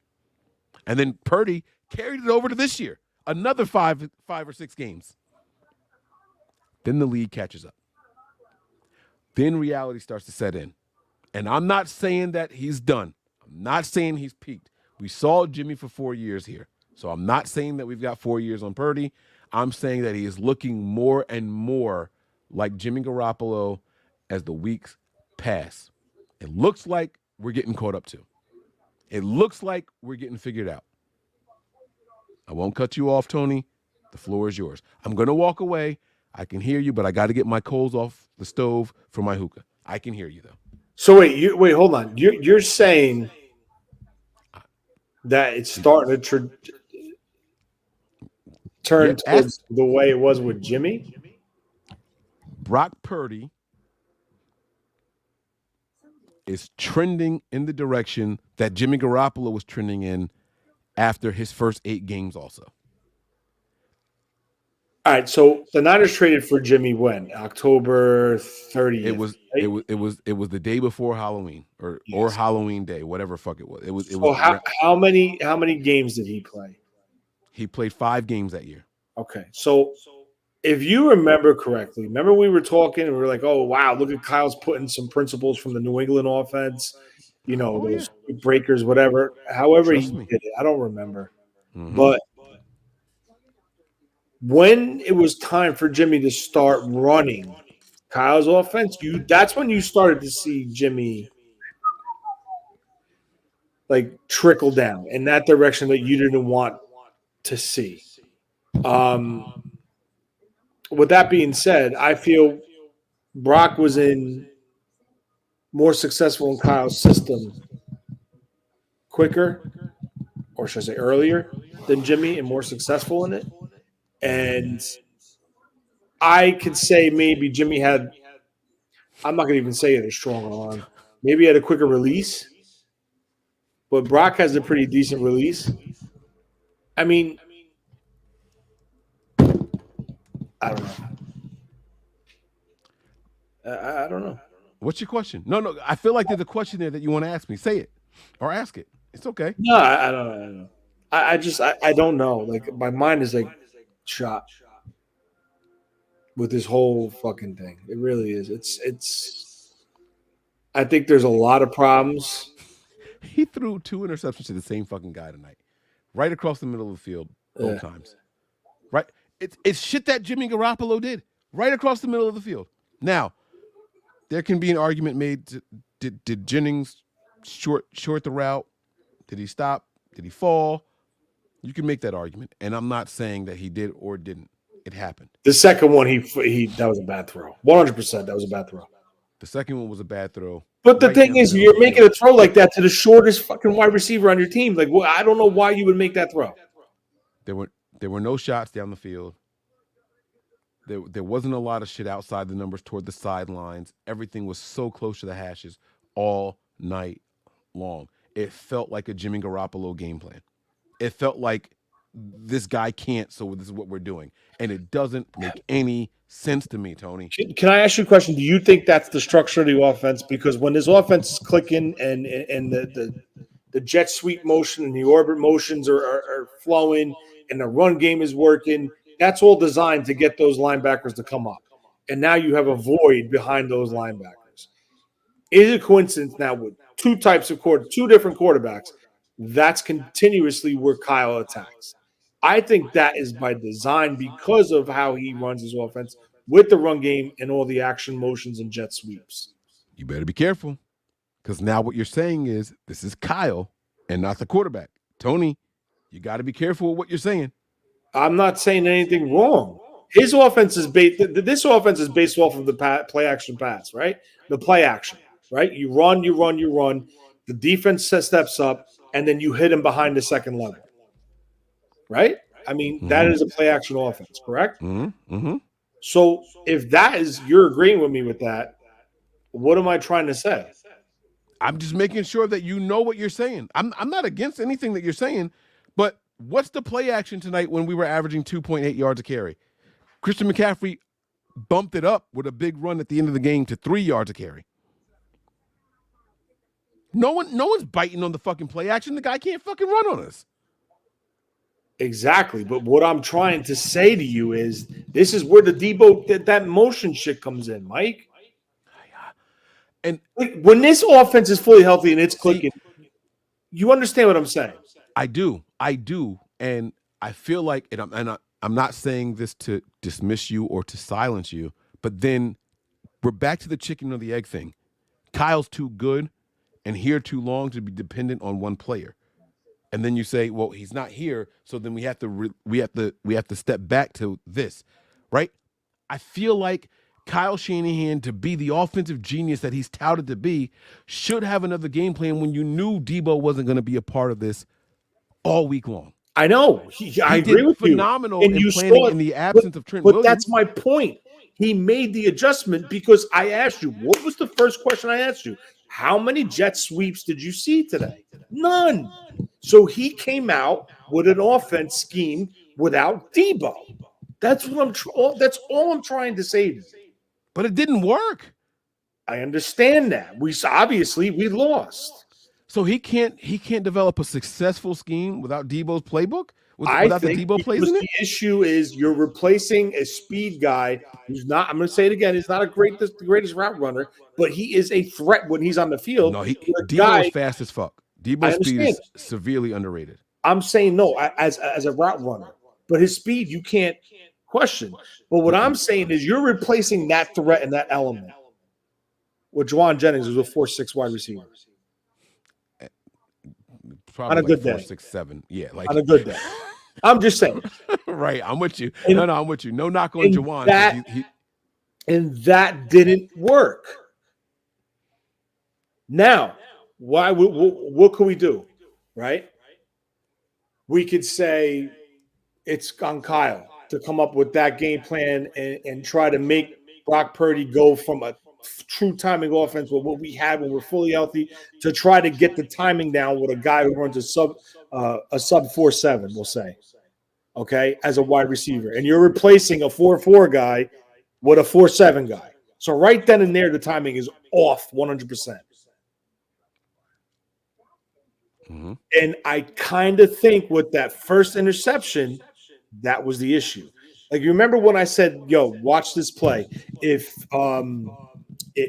Huff was a sub 4.5 guy, that was a pick six to the house. That was a pick six. I know exactly that is what the issue was, I think, on that throw that he threw to Jennings, because the speed didn't align when he threw that ball. Now, could that be on Kyle's fault for throwing the ball, knowing that the timing could potentially be off? Sure, absolutely. But we were on defense on that play. Huh? We were on defense on that play. What are you talking about? No, I'm saying the first interception. Do you remember the first interception?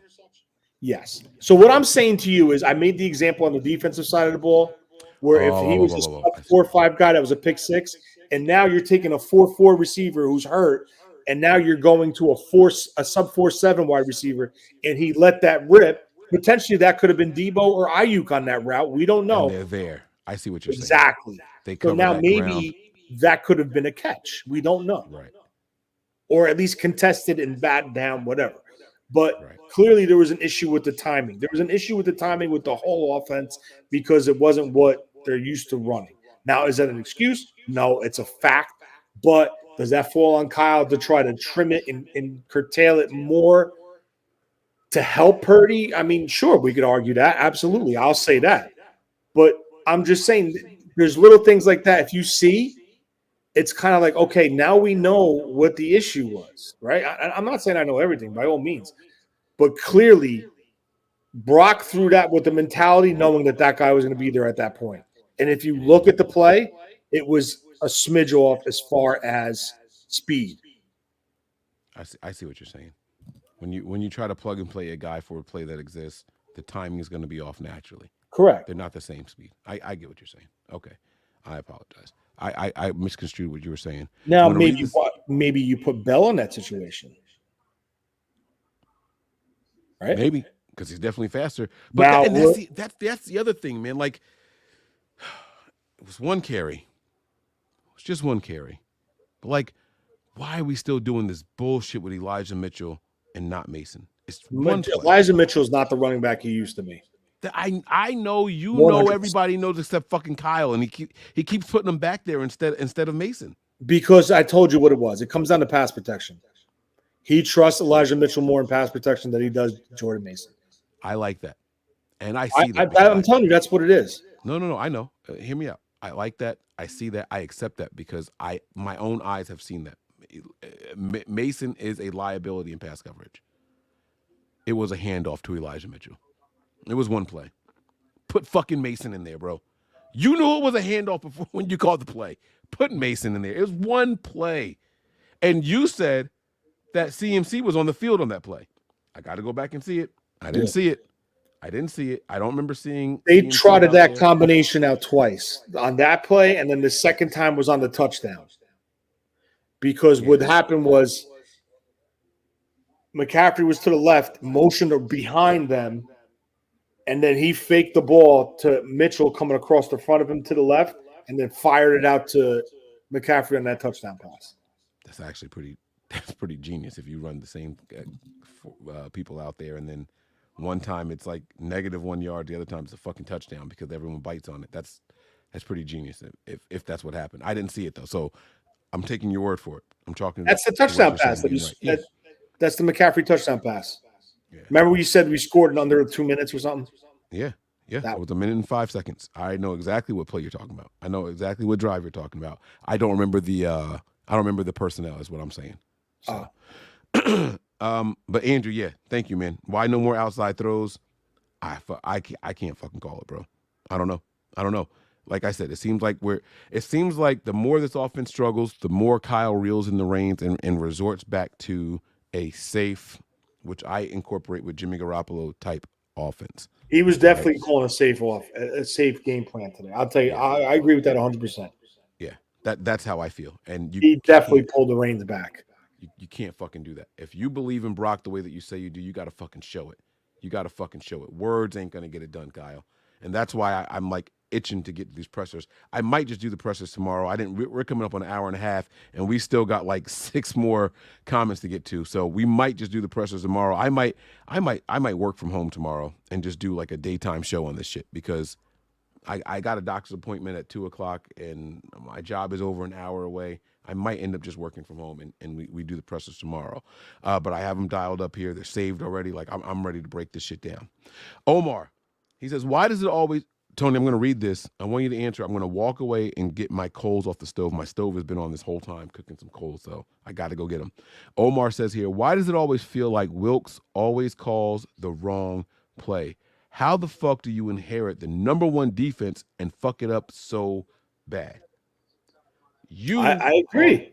No, we all agree, but you're an X's and O's guys. What I want you to try to do is explain how it's possible to take something so fucking good and turn it into what we're seeing. Because I said we're an average defense because we're allowing teams to get their average. You said, Mike, I don't even think we're average right now. The floor is yours.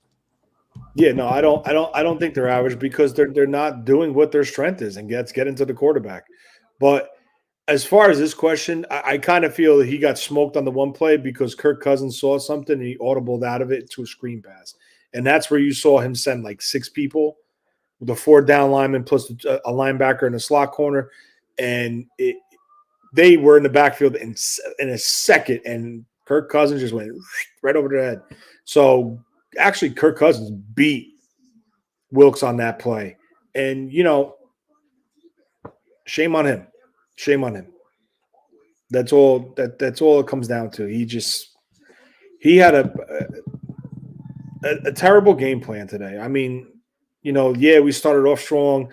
Mooney Ward made a hell of a play, ripped the ball, jumped the route, actually picked it off, and the receiver tried to get the ball out of Mooney's hand. But, it was a great start. But it came down to that. Yeah, but see, even Mooney's successful interception play, was just as risky as the fucking touchdown play. Because if you look at it, Mike, he actually made the interception, and the kid tried to rip the ball from him. Where on that touchdown play, I think the same thing happened, but he got the ball out of him. He didn't actually get it right. So in one play, and all right, so believe it or not, the replay is on my screen right now. So ball, Mooney's arm, defender's arm, Mooney's other arm. So it was all 3 on Mooney's chest. Both of his arms, the defender's arm, and then the 4th thing being the ball. But he ripped as they were going to the ground, and he got one of the guy's arm out. The hand stayed on the ball, but it was clear possession for him. On the one that didn't work in his favor, he actually got to the ball first with both arms and hands. but the guy had an arm come up and ripped it away from him as Mooney was falling to the ground. Same type of play, but momentum and all said, not so fast, fucker. That's what momentum said on that play. Both of them very risky because what happened was you leave a DB in a one-on-one situation and he's playing the ball, not the player, it's boom or bust. And that's what we fucking saw. There it is. There it is right there. They just showed it. They just showed the touchdown. Hey, just real quick. He got the ball hit Mooney in the chest, and he got both hands on the back of the ball on the touchdown play. It hit him in the shoulder pad. He got both hands on the ball, but the receiver had one hand underneath and ripped it underneath his arms, and it was a touchdown. It's literally boom or bust. Let me just comment on Sean Pinckney's thing here. He said Wilkes was not allowed to bring his staff over. He's running someone else's defense, and yet he only gave up 22 points. Lord Jesus then even gave 3 turnovers and held water for most of the point. Okay. As far as the first part of this statement this is a good point because this is a point that I've been making for all season. The number one thing is this, okay? He was hired. He was interviewed by Kyle. Kyle wanted to run this scheme, and he chose to take the job and run this scheme. So that's point number one. Point number two, his top guy to go to wherever he went over his past several years in the NFL as an assistant coach, passing game coordinator, was Al Holcomb. Al Holcomb chose to sign with the Buffalo Bills after Steve Wilkes signed with the San Francisco 49ers. So as far as knocking me for not allowing him to bring his staff, I have no control over that. But clearly Al Holcomb chose to go to the Buffalo Bills. For what reason, I don't know. So I just want to tell you that. And as far as Tony acting like the defense gave up 70 points, this defensive line, in my opinion, on paper, is better than the defensive line in 2022. And they didn't get 1 sack today on 45 attempts. So, I mean, I don't know what more I have to say or what more has to transpire on TV to clearly see that there's something wrong with the way he's calling this scheme. That's all I want to say. I agree with a lot of what Sean said here. It's not his defense at all. He's clearly trying to run an imitation or a tweaked system. But the tweaks don't work for what these guys were asked to do. It doesn't. And this is, you know what this defense is reminding me of? I'm going to tell you. Give me a second. Bear with me 1 second. In 2013, this defense reminds me of the 2013 Eagles offense. Chip Kelly went in there and said, what I do supersedes the talent. Right? So he went in there and proved that talent needs scheme. They go hand in hand because he dismantled that entire offense and it didn't work. Their very first game, 33 points, everybody was like, oh my God, Chip Kelly's a guy. What people forget in that very first game was they had 33 points in the first half and didn't score shit that second half of that game. I remember that like it was yesterday. Right? So what that proved to the league was that talent needs scheme and they have to come together. Wilkes inherited all the talent in the world and is trying to tweak a system and the scheme isn't adding up. He's got to find a way to fix this.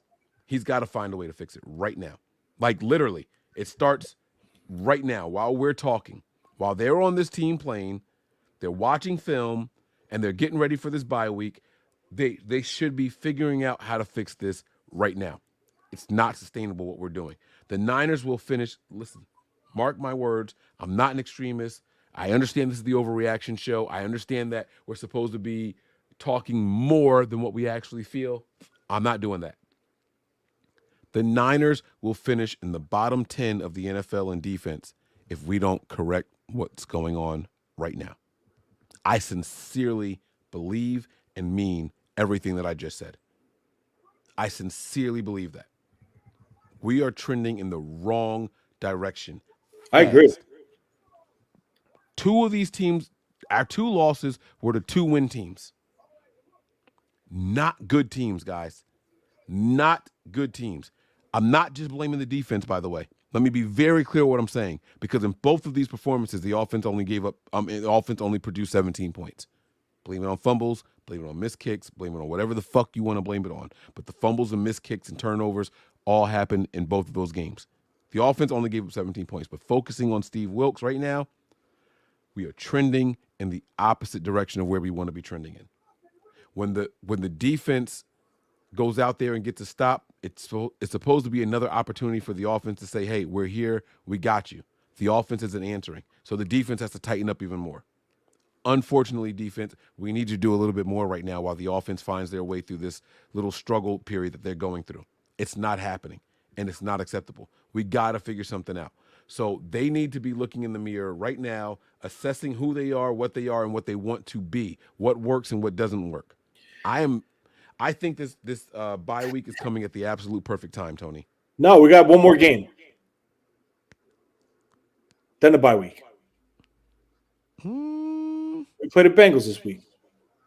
Oh, fuck me. Now, you just said something interesting, right? We're about to lose 3 in a row. And my thing is this. When Kyle was originally hired, what did he say? He liked the cover 3 scheme that Seattle ran, right? He was in Atlanta with Oh, go ahead. You about to explain it. Go ahead. I'm sorry. He was in Atlanta with Dan Campbell. Solid came from that cover 3 scheme. Solid ran it here with the Niners. D'Amico started to run it. But then the scheme changed. It's not the cover 3 scheme anymore. Well, what's the difference, Tony? What's cover 3? Break it down for me. I'm stupid. It's the single high safety look that Seattle runs. So, well, we were in single high. Wait. Hold on now. Front, it's a 4-3 scheme, but we were in a 4-3 set with single high safety on that touchdown play that we gave up before halftime. Is that not cover 3? No, it is, but it's not.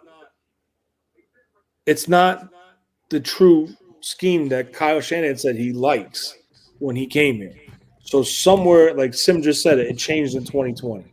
So somewhere along the line in 2020, they changed it to a more, I guess it's more cover 2. It seems like a more cover 2 scheme. I mean, he throws in sprinkles of different looks, but my thing is this. Why bring in him to run your scheme, which was supposed to be the cover 3, but no longer is the cover 3, and now our defense looks totally different and it sucks? So what's the issue? Is Kyle too hands-on, or is this guy really that bad? Because I don't think if it's Kyle's too hands-on, I don't think it's Kyle being too hands-on, because Kyle did work with D'Amico with the scheme, but the defense was phenomenal. Now the defense is like it's like a circus, and that's what I don't know. Opinion? Yeah, no. Yeah, go. In my honest opinion, Kyle had descendants in here, right? You got Gus Bradley, who Robert Saleh was a, what are they called? Like the very first step.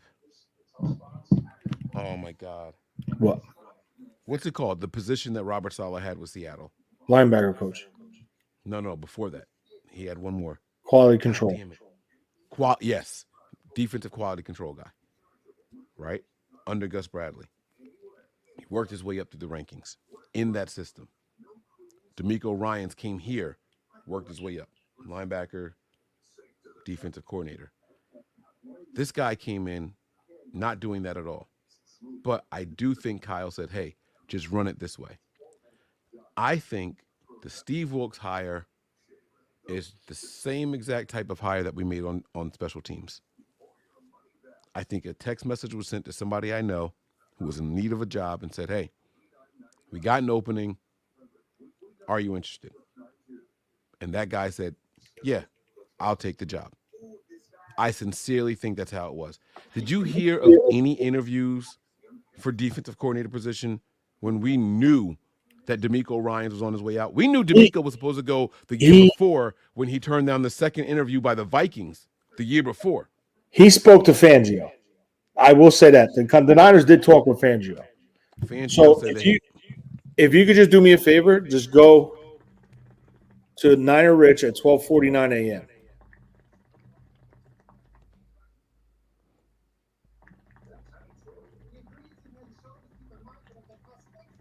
Okay. I thought Kyle said he didn't want much of a change from the defense, which is why he hired Wilkes instead of Fangio. Yeah, but now this is where Kyle is at fault. Because I think Kyle's, a lot of people would love to use this word with him, ego got into an issue with Fangio. But if you really technically look at Fangio's defense, it's a 3-4 yes, the core of it is a 34 front. Yeah. But the majority of the time, he plays a 4-down lineman in nickel situations. He did it with the Niners. So I think Kyle fucked up here. Big time. Well, I thought the final word was that the Niners actually made an offer to Fangio, and he decided to go with like Miami or wherever the fuck he went. I don't think it came down to an offer because I think Kyle might have said to him, I want you to run a 4-3 front. We don't have a 3-4. We don't have the personnel for a 3-4. But listen to what I said. What two guys are we asking to stand up outside and pursue the this doesn't make any sense to me. No, what I'm saying is, listen to what I'm saying. If you watch Miami, they play a 4-3 front. But when they're in base, they play a 34 front. But when are you in a base? Yeah, it's something like 20% of the time in the NFL now. You see what I'm saying? So now, if you tell Fangio, I want to bring you in because you're a proven and experienced defensive coordinator, but just work with me on a 4-down lineman attack because that's what our front defensive line is built for. And maybe Fangio and Kyle didn't agree to it, obviously, and he went with Wilkes because Wilkes was willing to do what Kyle was requesting or whatever. I don't know, but I would not have let Fangio left that building if I was Kyle. Especially because Kyle wasn't Fangio like consulting with the Niners for the last. Kyle was there the whole time, except for the final couple weeks of the year. He went to Philly and was a consultant with Philly. Right. Shit is fucking weird. It's fucking weird. I don't know. Boxing fan again says here, Kid Cousins instead of Kirk Cousins. I fucking feel you on that. Omar says, DeMeco and Saleh made players better, but it feels like the talent on this team is trying to overcome his play calls every game. Now, that's a loaded comment right there. That is a loaded comment. I kind of see what he's saying. And this is what Tony and I were talking about earlier when we were talking about assessing Nick Bosa, right? Is Nick Bosa just saying, hey, you know what? Fuck it. Call what you want. I'll run it every time. This is what you want me to do? Cool. But you got to deal with it and live with it. You know, is that what's happening? Are the players saying, fine, I'm not going to play out of position. I'm not going to do more than what I need to do? Is that what the players are saying now? Like, hey, this is what you want to call? Look at it. Here you go. Now what? I just feel like this defense is very predictable. I feel they're very predictable. And that's all it comes down to.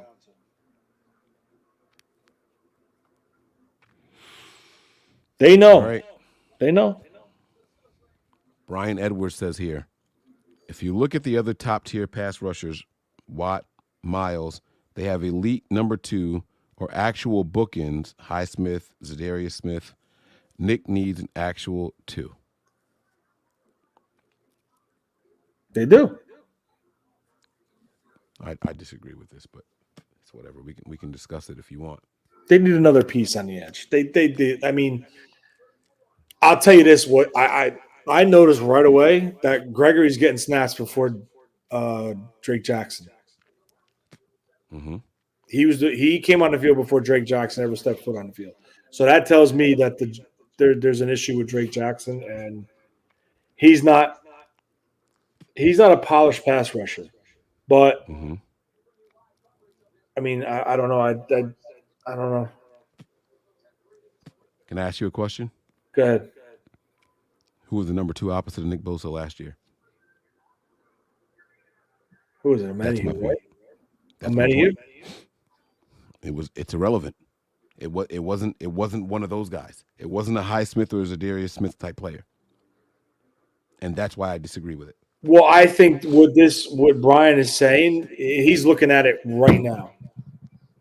And if you add a second pass rusher now to, I guess, this, he thinks it would be better for the defensive front. That's where I think he's talking about. Yeah, Sim said it. I forgot. Ebukam was on the other side too. He was trash. He was fucking trash. So it's like, I don't know, but they got a massive problem on their hands. They need to. I mean, they can't get rid of Wilkes now because, I mean, the only qualified person I think. I don't even know who would be qualified to take over as defensive coordinator. It's an in-house job anyway. Just let him fucking go. Promote from within and keep it moving. Yeah. You fucking kidding me? What do they do? Put Bullocks up there. They put Sorensen up there. They put make Kosurik the temporary guy. Make him temporary. Like, fuck out of here. Like, this guy's not doing it. He's not fucking doing it. He's not. And again, I wanna give credit where it's due. I do think that the secondary has improved. I know about the Demo fall down last week. I know about I thought I had a pick this week. Those are fluke fucking plays. Absolutely. Demo didn't fall down this week, and Ward didn't think he had a pick the last 5-6 games. Like, those are fluke plays. So I want to be very clear what I'm saying. I think the secondary has actually improved a lot, where if we're going to get sacks, it's because of what the secondary is doing. It's not because of the pressure from the defensive line. There's no natural sacks happening right now. So I want to be very clear with what I'm saying. But that defensive line is missing a lot of something. Maybe Kosurik needs someone else over there with him. Like, why can't Kosurik get more out of these guys? Like, what's happening? Something is changed, and we got to figure out what that is and fix it. We got to figure out what it is. Brandon Trejo says Kyle should have used CMC. Oh, he should have used Christian McCaffrey in the Debo action sweeps. What do you think about that, Tony? He could have, but then who are you aligning in the backfield? Mason? I don't know. That's what I'm saying. Like, he can't get the number 2 rotation down straight. Like, you know what I'm saying? Like, he goes with Mitchell because of the pass protection, but clearly Mitchell is a shell of what he used to be. He's not explosive. He gets caught in the backfield. He's not hitting the holes in time. But then you bring Mason in, and you're running a chance of getting Purdy creamed because he's not good at pass protection. So you're like damned if you do, and you're damned if you don't. But I mean, you know, he's got to work on this. I mean, like I could sit here and say, shit, they need that. They could add another running back and put Mitchell on IR because he's not what he was.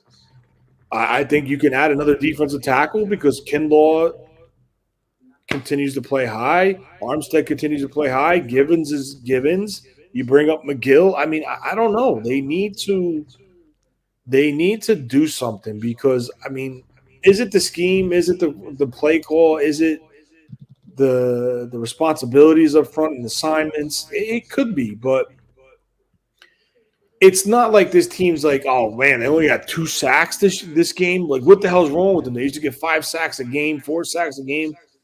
Bro, they got no sacks. None. Zero. Like, Something ain't right. Something's not right. That tells me that there's such a drastic drop in production from your pass rush. Something is not right up front. Something they're not playing the way they used to. Free. Go ahead. I thought you were done. I'm sorry. I'm the done. handful of sacks the Niners actually have this year, I wonder how many of them came when the Niners had a lead versus tied versus, trailing. Because I swear, when the Niners are trailing, that defensive line fucking vanishes, Tony. It becomes like a shell. Like, it's like, all right, well, we got to do this, but we can't let this happen. No, in that fall, I'm sorry, it's not the players. No. For Nick Bosa to open his mouth and say what we talked about earlier, that screams something. Like, that's like a major red flag. Yep. Nick Bosa has never said anything but, got another sackaroonie. Like for him to come out and say flat out, there's an issue or adjustments. Yep. Something is not going well. Look into it, guys. And did you hear Steve Wilkes? How he said he got into the defenses, he tore into them for their performance? No, when did he say that? I saw on YouTube they have those shorts. Mm-hmm. I heard there was one saying that he had a discussion with the defense about their performance up front, and as a unit they need to play better. And I'm just kind of sitting back saying, "Oh shit, are you serious?" Yeah, look up Steve Wilkes. I just watched his presser like 2 days ago. It had to be this week. Yeah, I just watched his presser from 2 days ago. Unless someone fucking did the Houdini shit and did a voice edit. I don't know. I could have missed it. I was listening while I was working. So if he said that, he's throwing shots at Kosaric. Oh, shit. He don't want to be the fall guy. I just think, and everyone says, "Oh, I'm Kyle this, Kyle's never wrong." I think Kyle was wrong with this move. With the Wilkes hire. Yeah. With the Wilkes hire. All right. We got a few more. Guys, keep those super chats coming if you want. We'll keep on reading them. Joe P says here, that last drive was where we missed Debo big time. Guarantee the quick screen Debo would have been called at least once. Brock is limited with where he can put the ball to get big yardage. Yak. I disagree. Tony and I just talked about how we scored in 1 minute and 5 seconds. We drove the full length of the field. 1 minute and 5 seconds. What was it? 5 plays? Yeah. Aided by 1 penalty. We might have declined it. We got a first down on that same exact play. I don't know if it was added, if there was yardage added afterwards. I think we declined it. It was a Kittle play. Kittle converted a first down. There was a flag on the play. I think we even declined it. 1 minute and 5 seconds. I completely disagree with that. In fact,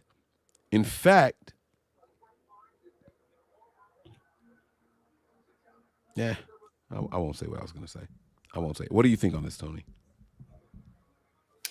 I mean, I do, my philosophy with my beliefs as far as with Debo. I do think this offense does miss Debo.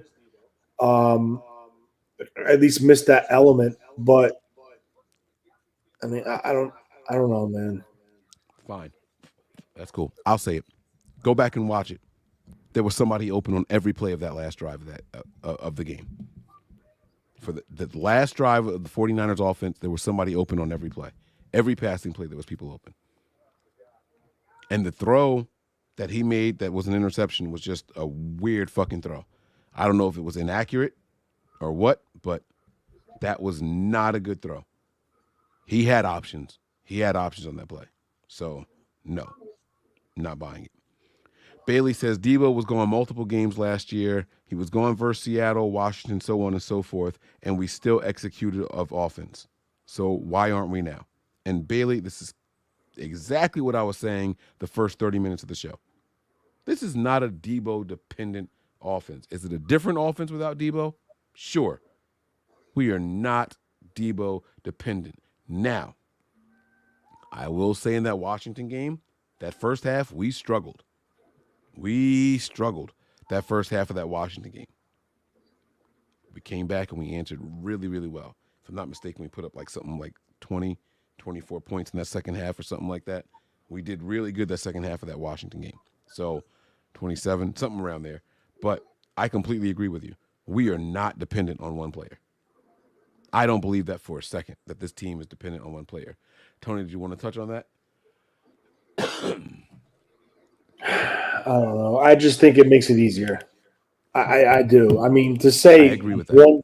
100% dependent, I'm not going to say 100%, but I do think it makes a significant defense in the play calling, his scripting, his it just makes things easier. You built this roster for that reason, and you want to have this roster. I don't know. I just it sucks, man. It fucking sucks that this team's like in this slump. It really is. Yeah. Yeah. And it's weird because it's like we talked about it. So we did the halftime show, right? And we were like, you think the Niners can win? You wouldn't commit to saying yes. You said, it depends on what we do on the opening drive. Do you remember what we did on the opening drive after halftime? Yeah, punted.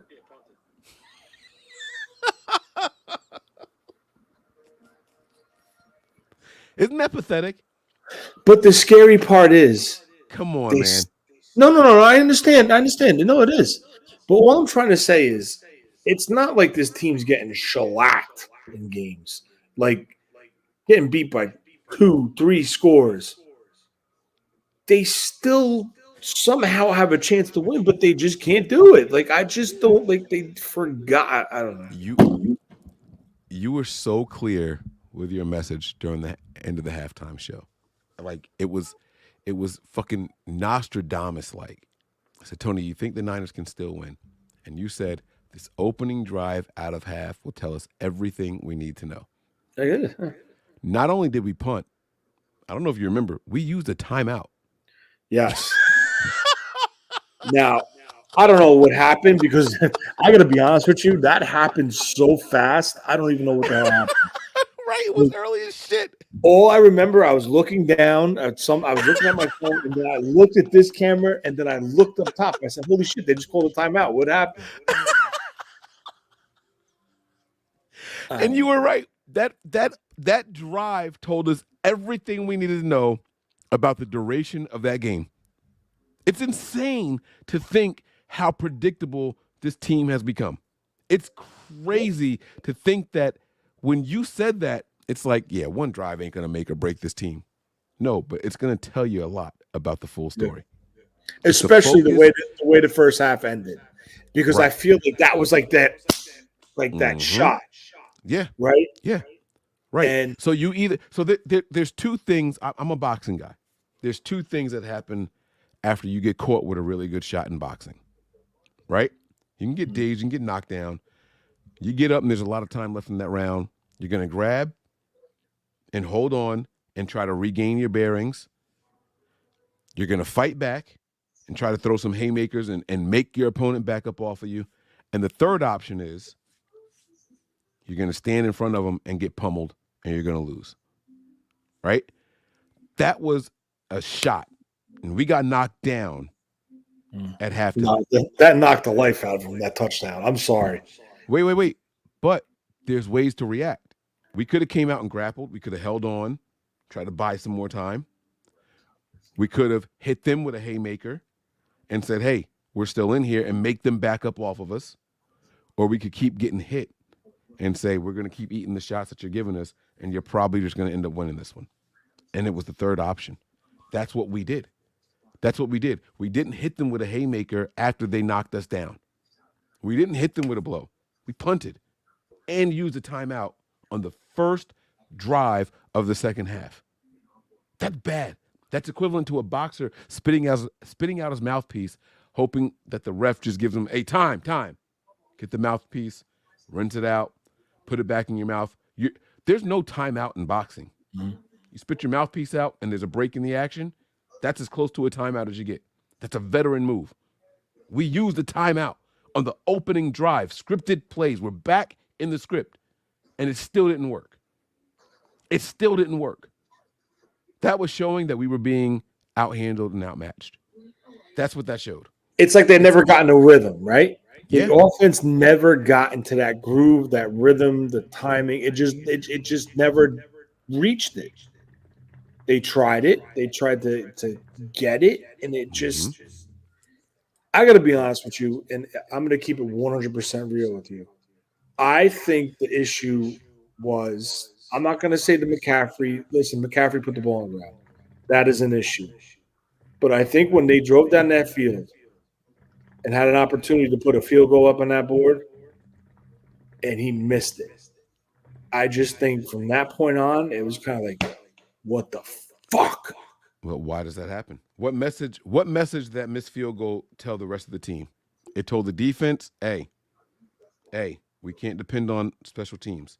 It told the offense, if we don't score, there's no guarantee about anything. It just added pressure to the other two phases of the game. That's what it did. That's what it did. It told them all, hey, you guys got to step up and do even more than what you thought you were going to have to do going into this game. That's what it did. By the way, what happened last week, we're right back here again. That's what it told them. And I got to be honest, I was extremely shocked that Kyle at that where I said, oh, they're punting. And he put him out there and kicked that 55-yarder. I was shocked. Yeah. Yep. As was I. I was happy about it. Yes. I think if the game came down to a field goal attempt, I think he would have made it too. I think that kid wanted the redemption. I think that 55-yarder was exactly what that kid needed. That's exactly what he needed to show everybody, I'm not scared. I won't break. You got me last week. You won't get me 2 weeks in a row. That 55-yarder was his shot in the arm. I think he needed that. I think it will pay dividends later on. It showed that my coach believes in me. We can't afford to give them the ball back in good field position. We got to walk away with something. I do believe that wholeheartedly. But unfortunately, we didn't even get in field goal position. We didn't get into the point of the game where all we needed was a field goal to get out of there with the win. Tony, we got 2 more super chats, and we're going to get up out of here. Yeah, we got to do them quick because I'm exhausted. It's all good. Trejo says here, if you use CMC in the action sweeps that Debo normally runs, the threat of CMC opens up in between the tackles for Mason and Mitchell running. I guess he was answering the question was, well, if you do that with him, then who's left to do it there? Yeah, no, I listen, I totally understand what you're saying. I really do. But I just think, like, again, I mean, I don't mean to beat a dead horse to death, but I think it's more dynamic when you could have McCaffrey in the backfield, motion him out wide, motion Debo in the backfield, and then run a toss with Debo out of the backfield, or vice versa. And then you start Debo in the backfield, motion him out. It's just like when this offense is fully healthy, you are forced to cover all areas of the field, deep, intermediate, and shallow, because you're going to have players at every level on both sides. It's not going to be a one-sided game. It's not going to be split the field in half. It's just when they're fully healthy, this offense is dynamic and it's tough to stop. And it runs efficiently. Like, we're talking back to last year. Mm-hmm. This ain't just this year. Mm-hmm. And the only loss this kid has, minus these two, was when his arm was snapped. But before that, it's a productive offense. But, I mean, it is what it is. The game's over. I'm over it. They lost 2 in a row. You're coming into a hot team. I think they won last week, Cincinnati. They're coming in. If they lose this, I don't even think they can win the NFC West. I don't. I'll be completely honest with you guys. I'm in a fantasy league with a bunch of Eagle fans, a bunch of local guys, and I text them straight up at halftime of this game. Guys, I was wrong. The Niners don't want that smoke in Week 13. I told them straight up. The Niners don't want that smoke in Week 13. This season is quickly heading to the back burner for the 49ers. I swear to you guys, I will pull the text and show you guys on screen exactly what I said to them. I said it straight up. It's just looking like there needs to be a change, a big acquisition maybe, a trade, a change in the coaching staff. Something needs to change. And I'm not talking about the presence of Deebo Samuel. Something needs to change. This defense will continue to allow teams the opportunity to produce. Something has to change. We'll see what it is. Delvin says here, this is a good comment actually. We've never been number one ranked in the media before. If so, I don't recall. Our team feeds off the haters mentality. It cursed us. We're way better. So what they're saying is, even when, all right, so Tony, you did this actually. You called or you posted something in the group chat and was like, look at this. They got the Niners ranked behind these two teams and we're undefeated. Like, what the hell? What is that about? And I was like, bro, like, we're still top 3, top 4. It's respectable, right? But, like, it speaks to the mentality of what we expect. We've got this underdog, us against the world thing, like, embedded in us, right? We thrived on Adam Rank saying that we were going to go 3-13, right? Like, that was, like, our rallying cry. You know what I'm saying? We excel when the league thinks that we're chump and it's time for us to show them. All of a sudden, we were favorites. All of a sudden, we were the top dogs coming out the NFC. All of a sudden, we were number one in everybody's power rankings for 3, 4, 5 weeks in a row. Maybe this is the gut check that we need. Maybe we don't do well when everyone says, oh, Niners are really good. We start reading the clippings. We start feeling ourselves. The players might not quote tweet and like and retweet and all that shit. But the truth of the matter is something changes. The better the national media says that we are. Something fucking changes. We need that underdog mentality. Oh, my God, what a terrible throw that was.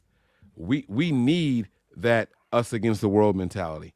And when everybody's cheering for us, when everybody's picking us, Tony, I don't know one person in the national media that picked the 49ers to win this game. And I told you that a long time ago. Every time I see that happen, I told you that years ago. If it's a clean sweep for the Niners, we're in trouble. Oh, yeah. Yeah. I agree with hate that. seeing it. If I see a panel of 4 or more people and everybody picks the Niners on a nationally televised show, we are in trouble. We fall victim to it. We start feeling it's our birthright, and all of a sudden we don't go out there and earn it. And that's exactly what happened. I saw a panel of 8. A panel of 8. Everybody picked the Niners. Not good, man. Yeah. Not good at all. You haven't beat a team since '94 in their home, and you're double-digit favorites. I also found out last week that Cleveland was coming off a bye, so they had 2 weeks to prepare for the 49ers. That game. I didn't realize that. Yeah. Yep. Good comment there. Last one here, unless another super chat comes in here. Jason 2K12 says, we are still going to end up going to the Super Bowl and win it. You know what, man? This is the perfect comment to end the night on. Tony, we did all the negative shit. We did all the bitching. We did all the complaining. We did it all. We overreacted. We underreacted. People talk shit to you and about you. You powered through it all. Truth of the matter is this. The Niners are 5-2. It's the second best record in the entire NFC. It would be the second best record in the AFC. There's a lot of season left.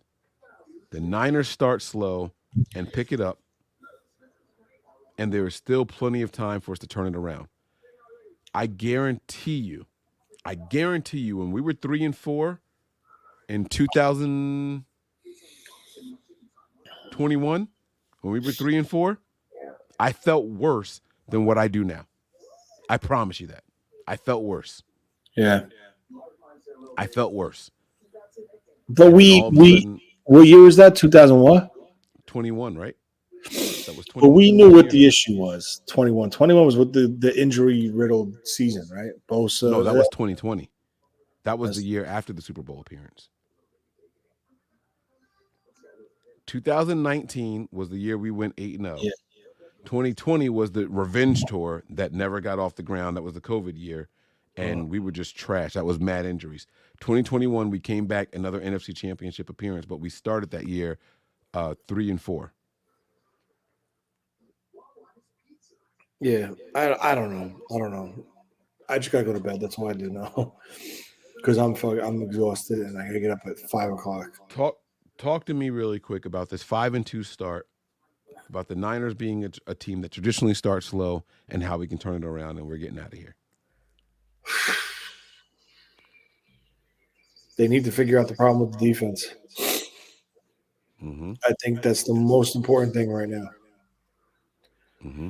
Because I think the main issue with the offense is they can't become a one-dimensional team. Mm-hmm. And I don't think I'm not going to say I don't think they became one-dimensional because they kind of did later in the game, but this is not a drop back and just pass around 45, 50 attempts a game, 40 attempts a game. They're not that team. But I do think if the defense could overcome their issue, whether it's scheme, play calling, players, I'm going to keep it real with you, Mike. I don't think it's the players. I don't. Because you had the same team last year. Mm-hmm. And if it was players, they got a big issue on their hands because you're talking about guys with big salaries. I don't. They have to win next week. If they lose next week,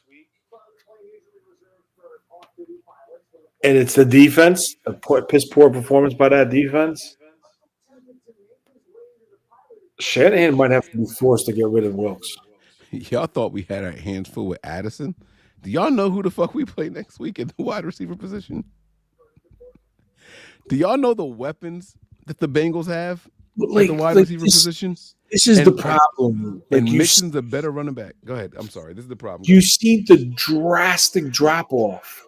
It's crazy. Yes, Steve Wilkes improved the turnover side of the secondary, but you see the drastic drop-off in the way they play the corner position, right? Especially Travarius Ward. I think Travarius Ward, minus that interception today, well, actually, Travarius Ward's got 3 interceptions this year or 2? I think he's up to 3. I'll check, though. 3 interceptions. But, I mean, I don't know, man. It's just so fucking mind-boggling. It's got to be the scheme. It's got to be the way they're playing. I think he's loading them with too much, like, what-if situations, keys. I think these guys aren't playing free. They're not playing free football. They're in their heads. I don't know. Wait, what? What? This shit is saying he's only got 1 pick this year?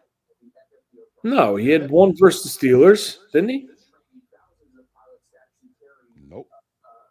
Oh, wait. No. He had 1 versus. Oh, tonight's not factored in. So he's got 2. He's got 2. Tonight's not on the docket yet. Okay. I'm sorry. So he's got 2.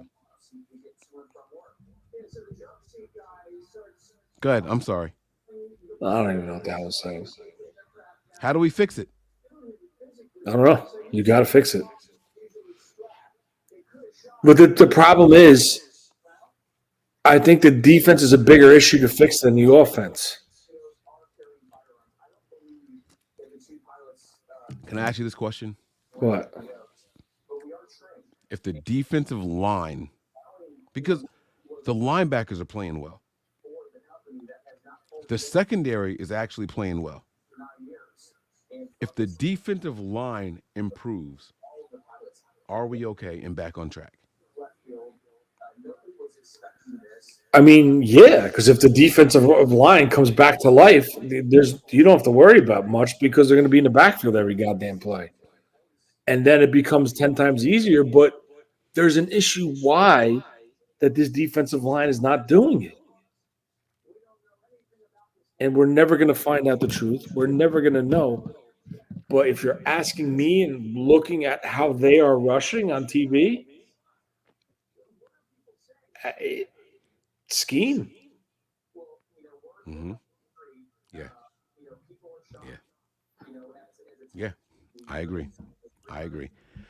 I think if the defensive line tightens up, the secondary will play even better. More turnovers in the secondary. I think the linebackers don't have to work as hard. We got Fred Warner fucking diving over quarterback sneak plays to wrap and tackle and pull down quarterbacks. Like, what a phenomenal play by Fred Warner.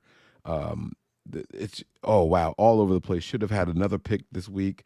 Dre Greenlaw coming out there laying the boom. These guys playing through injury. They put it all out on the line, and they were let down by a defensive line that just didn't show up tonight. That defensive line didn't show up at all in any aspect of the game. Run game, pass game, they didn't show up at all. Putrid. Brandon Trejo said Cleveland and Minnesota had 2 weeks to prep for us. That is incorrect. Cleveland, yes. Minnesota played last Sunday. They did not have 2 weeks to play for us. They played on the 15th. The Bengals have 2 weeks now.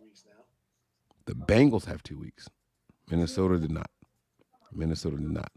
Wade Falls here says, this is the last one. The Chiefs and the Eagles always have everyone picking them as top teams, and they still step up and perform.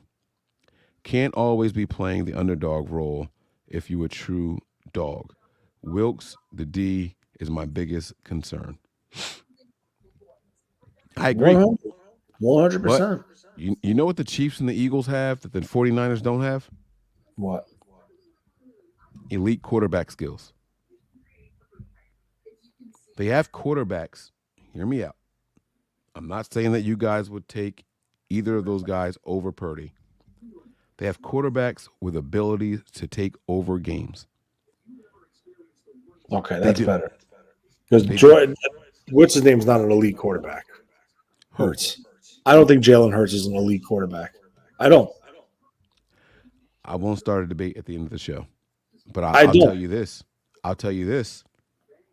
If we had one drive left and we're down 5, I would take Jalen Hurts over Brock Purdy leading that drive. Because what he's not going to do is force a throw, and he'll take it with his legs. That's the only difference, but that's not an elite skill. That's not elite. Like, you want to say Patrick Mahomes is elite? Yeah, I'll say that. Patrick Mahomes put the ball in harm's way more than Purdy or Hurts does. He makes more bad throws than either of those guys do. He does, but I just see Hurts as not a trick quarterback, but if he didn't have legs, he wouldn't be a good quarterback at all. But he's got him. I understand. And he uses them well. Not to the level of Jalen Hurts, but Brock Purdy does extend plays. And yes, he does. We saw it tonight twice, right? He does extend them. But Jalen Hurts not only does that, he goes and talks to his players on the sideline. He fires his teams up. He goes out there, he's high-fiving, patting these guys. Come on, I got y'all. Y'all don't let me down, I won't let you down. He's that kind of guy. Brock's not that guy. Patrick Mahomes is that guy. Patrick Mahomes is the shit talker on the field from the quarterback position. We don't have that. We got a guy that'll celebrate after a good play, not going into an important drive. Hurts is the guy that will go into the drive. That's the biggest drive of the game and say, let's go. We're going to fuck him up. We got this. Patrick Mahomes is the guy going into the game-winning drive saying, let's go. We down. I got y'all. We don't have that. We've never had that. Under Kyle We don't have Shanahan. it yet. I'm going to say this. We don't have it yet. We're saying the same thing. Yeah, but you're comparing 5- and 6-year guys versus 2-year guys. That's fine. 2-year guy, a year and a half guy. A year, not even 1 year guy, right? As far as starts go, not even a full year. That's fine. I'm saying what we don't have versus what they have. And if you go back and you put on the film, you watch the tape and look at that Super Bowl with Hurts versus Mahomes, Hurts outplayed Mahomes. Hurts did everything right in that game. That defense just didn't fucking show up. Are you ready for this one? Purdy outplayed Hurts in college. Yeah. Yeah. That's college. It's college. Still, he outplayed him. And Hurts had a better team. He did. He did. And so that proves my point though, right? Like you gotta show it now. You gotta show it. Now's the time. We got a guy that is reactionary. I want a guy that's gonna go out there and lead the charge. Hey guys, we got this. This is the exact moment we've been wanting right here. All we wanted was our defense to give us another chance. We got him. I don't see that right now. We're going out there. You didn't see versus Cleveland on that final drive? Fuck no. Wow. Okay. All right, we're gonna end the show now. Fuck no. Okay. Fuck no. Okay. Fuck no. Where did you see it on that last drive? Okay. He took him right down the field. The field goal. The kicker makes the field. He didn't. No, he didn't. We got bailed out in that last drive. We went 3 and out, and then if it wasn't for a fucking fake penalty on third down, that drive was over. No, we didn't. And if it wasn't for two fake penalties on their game leading scoring drive, we wouldn't have to do it. So if you want to play that, we play both ways. That's not the drive you asked me about. You asked me about the last drive. I'm telling you, the kid put his team on his shoulders and drove down the field. Granted, they got a penalty and called in their favor for once in the game. Okay, we'll take it. But we got 2 calls against us that cost us the game in that same game. All I'm saying is this. 2 final game drives. Your team is not down 7 points, and all you need to do is drive down the field and score. Brock could not do it. Twice now. Twice. And even in Cleveland, he was aided on third down by a penalty that extended his drive. Now, so wait a second. You're telling me today. You're telling me today. You're telling me that Cleveland and the Minnesota Vikings were not aided at all? Please tell me that. Please tell me that. Wait, specify your. What do you mean? They were not aided at all on any of their scoring drives. Either team. Tell me that. All teams are. So then why is it? This is what I mean. Why is it an asterisk for Brock? But it's okay for him. It's okay. I'm not telling you an asterisk. I'm telling you what happened. Said that. You just said that. No. I'm telling everything I'm saying is results in real time based. Brock Purdy had 2 opportunities to lead game-winning drives while down, and he couldn't do it. Now, if you want to say, hear me out, if you want to say, Mike, he did do it, he put the team in position to win against Cleveland, I'll say, yeah. He did. It's obvious. It's factual. It's there. The fact is the team missed the game-winning field goal. He did drive him down there. Okay. He did it. Technically, he did it. I'm okay with you saying that, and I won't push back against that.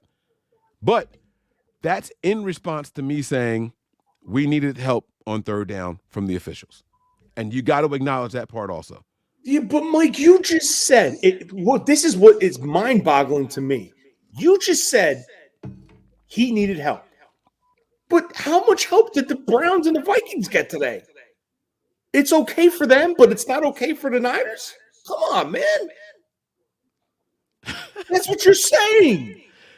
I'm saying that bad calls happen all throughout the NFL. I'm talking about final drives, period. That's what I started my conversation with.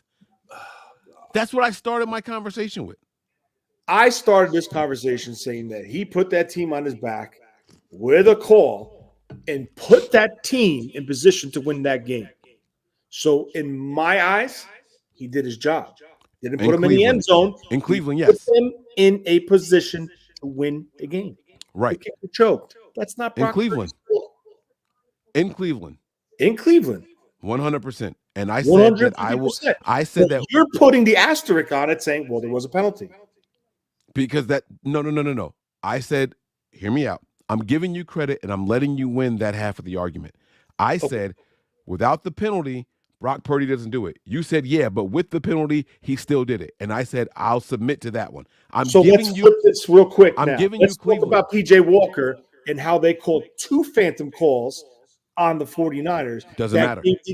So I got what you're saying. Wait, hear me out. I got you. Wait, just hear me out. I got you. I got you. No. I want you to understand why I'm saying it doesn't matter. Because we still had one more opportunity to go down and win it.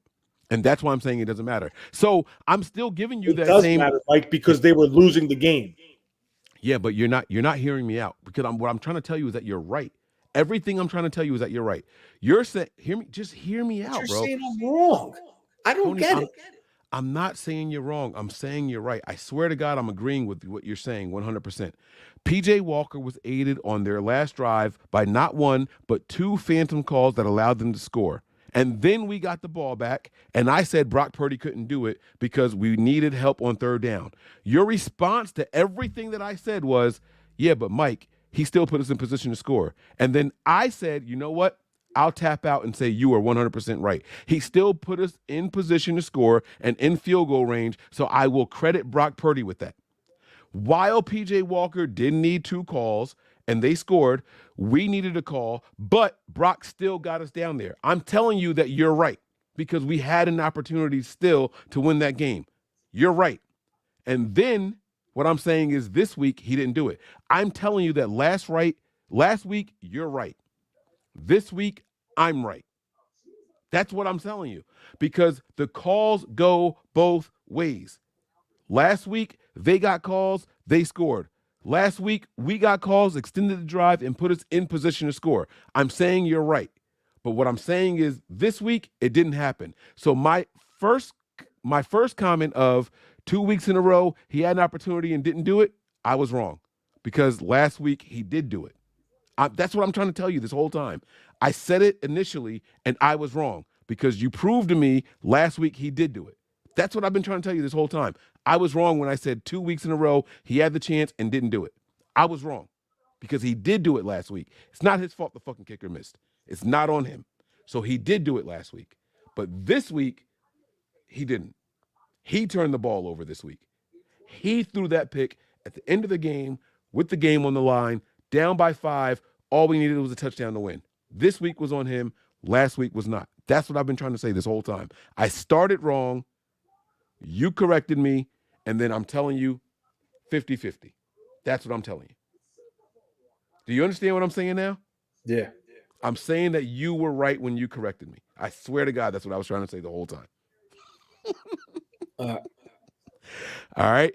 Guys, there are no more super chats in here. Y'all need to shut the hell up. Symmetry says, holy shit, Symmetry even agrees with me. That's a respectful resolution. Symmetry never agrees with me. I'm about to go buy a fucking lottery ticket, guys. I'm about to go buy a lottery ticket. So, listen, man, I think that much like this last disagreement between Tony and myself, or this last conversation with Tony and myself, it's too early to call Brock Purdy anything. The kid's not elite. I think we can all walk away and say he's not elite. An elite quarterback with 2 opportunities to win the game down the stretch would find a way to at least win one of them.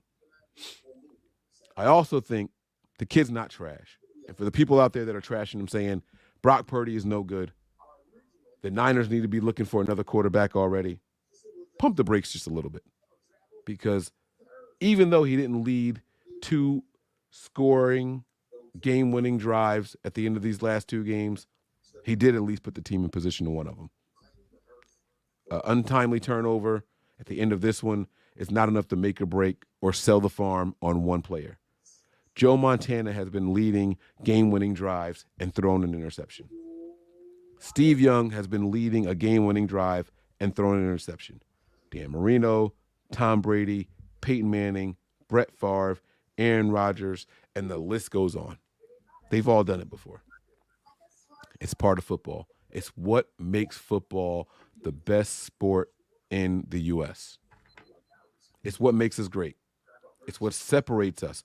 It's why we can get 26 million views in a regular season game without it being a playoff game, without it being a Super Bowl. That's why it happens. It's captivating. It keeps you glued on the edge of your seat. Hard facts. 49ers are 5-2. Hard facts. 49ers are in first place in the NFC West. Hard facts. The 49ers are in second place in the NFC. Hard facts. They still got to deal with us. Those are the truths of where we stand tonight after a consecutive loss. Hard facts.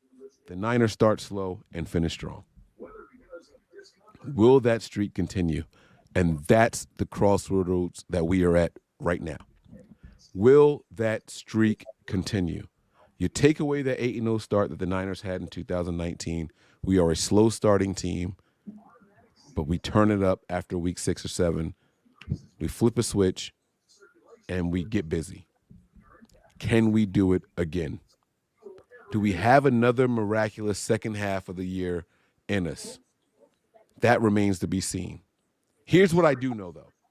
Nothing but Niners will be here to break it all down in between and during every game, before, during, and after. We don't falter. The Niners defense might. The Niners offense might. Kyle Shanahan's play calling might. But nothing but Niners won't. We will be here. We will bring you guys the coverage. We will entertain you guys every step of the way. And we hope that you guys appreciate what we do. I'm done talking. There's a lot of season left ahead of us. We still have 10 more games. Thank God for the 5-game cushion. Tony, I'll shut up. The floor is yours for your final thoughts, and then we will get the fuck out of here. I'm just trying to go to sleep, so I ain't got much to say. 2 straight losses, not good. You know, if they lose again next week, I think there's problems. I do think the chance of winning the division goes down significantly.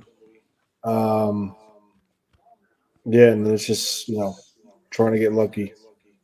Changes need to be made on the defensive side of the ball. They need to come up with something, figure out something what the problem is, and that's pretty much it. They need to get healthy, get back into their mode, and just do what they do. They're a good football team, but for some reason they're in a rut. Now the problem is, will they stay in this rut or they get out of this rut? So it is what it is. Yeah. It's looking like going with Steve Wilks was a bad idea. I'm going to let my girl, Gorilla Glue, let you guys know just how bad of an idea it was, and then we're getting out of here. Bad idea. Yo, look. Her shit don't move, just like our faith in this team, man. We're going to be here overreacting every step of the way. Make sure you guys tune in tomorrow for a presser breakdown, a post-game presser breakdown. We will be here to bring it all to you guys. I hope you guys enjoyed tonight's episode. We love you guys. Thank you all for the super chats. Thank you all for everyone who contributed to the show. You guys are A+, top-notch, all the way, all day. I appreciate you all. We're going to get out of here. Prepare for glory, anticipate pain, but always remain faithful. We'll see you guys in less than 16 hours. Peace. We all gas, no brakes, pumped up, no fakes. We spinning, we winning, we high stakes. We never miss, we all makes. Look at us dudes trying to prove, bringing you news with nothing to lose. Mike, Nick, Tony, Wayne, Method Man, we bring the pain. See, I'ma confess it. We under the pressure. If you looking to find us, we them nothing but Niners. Nothing but Niners. We nothing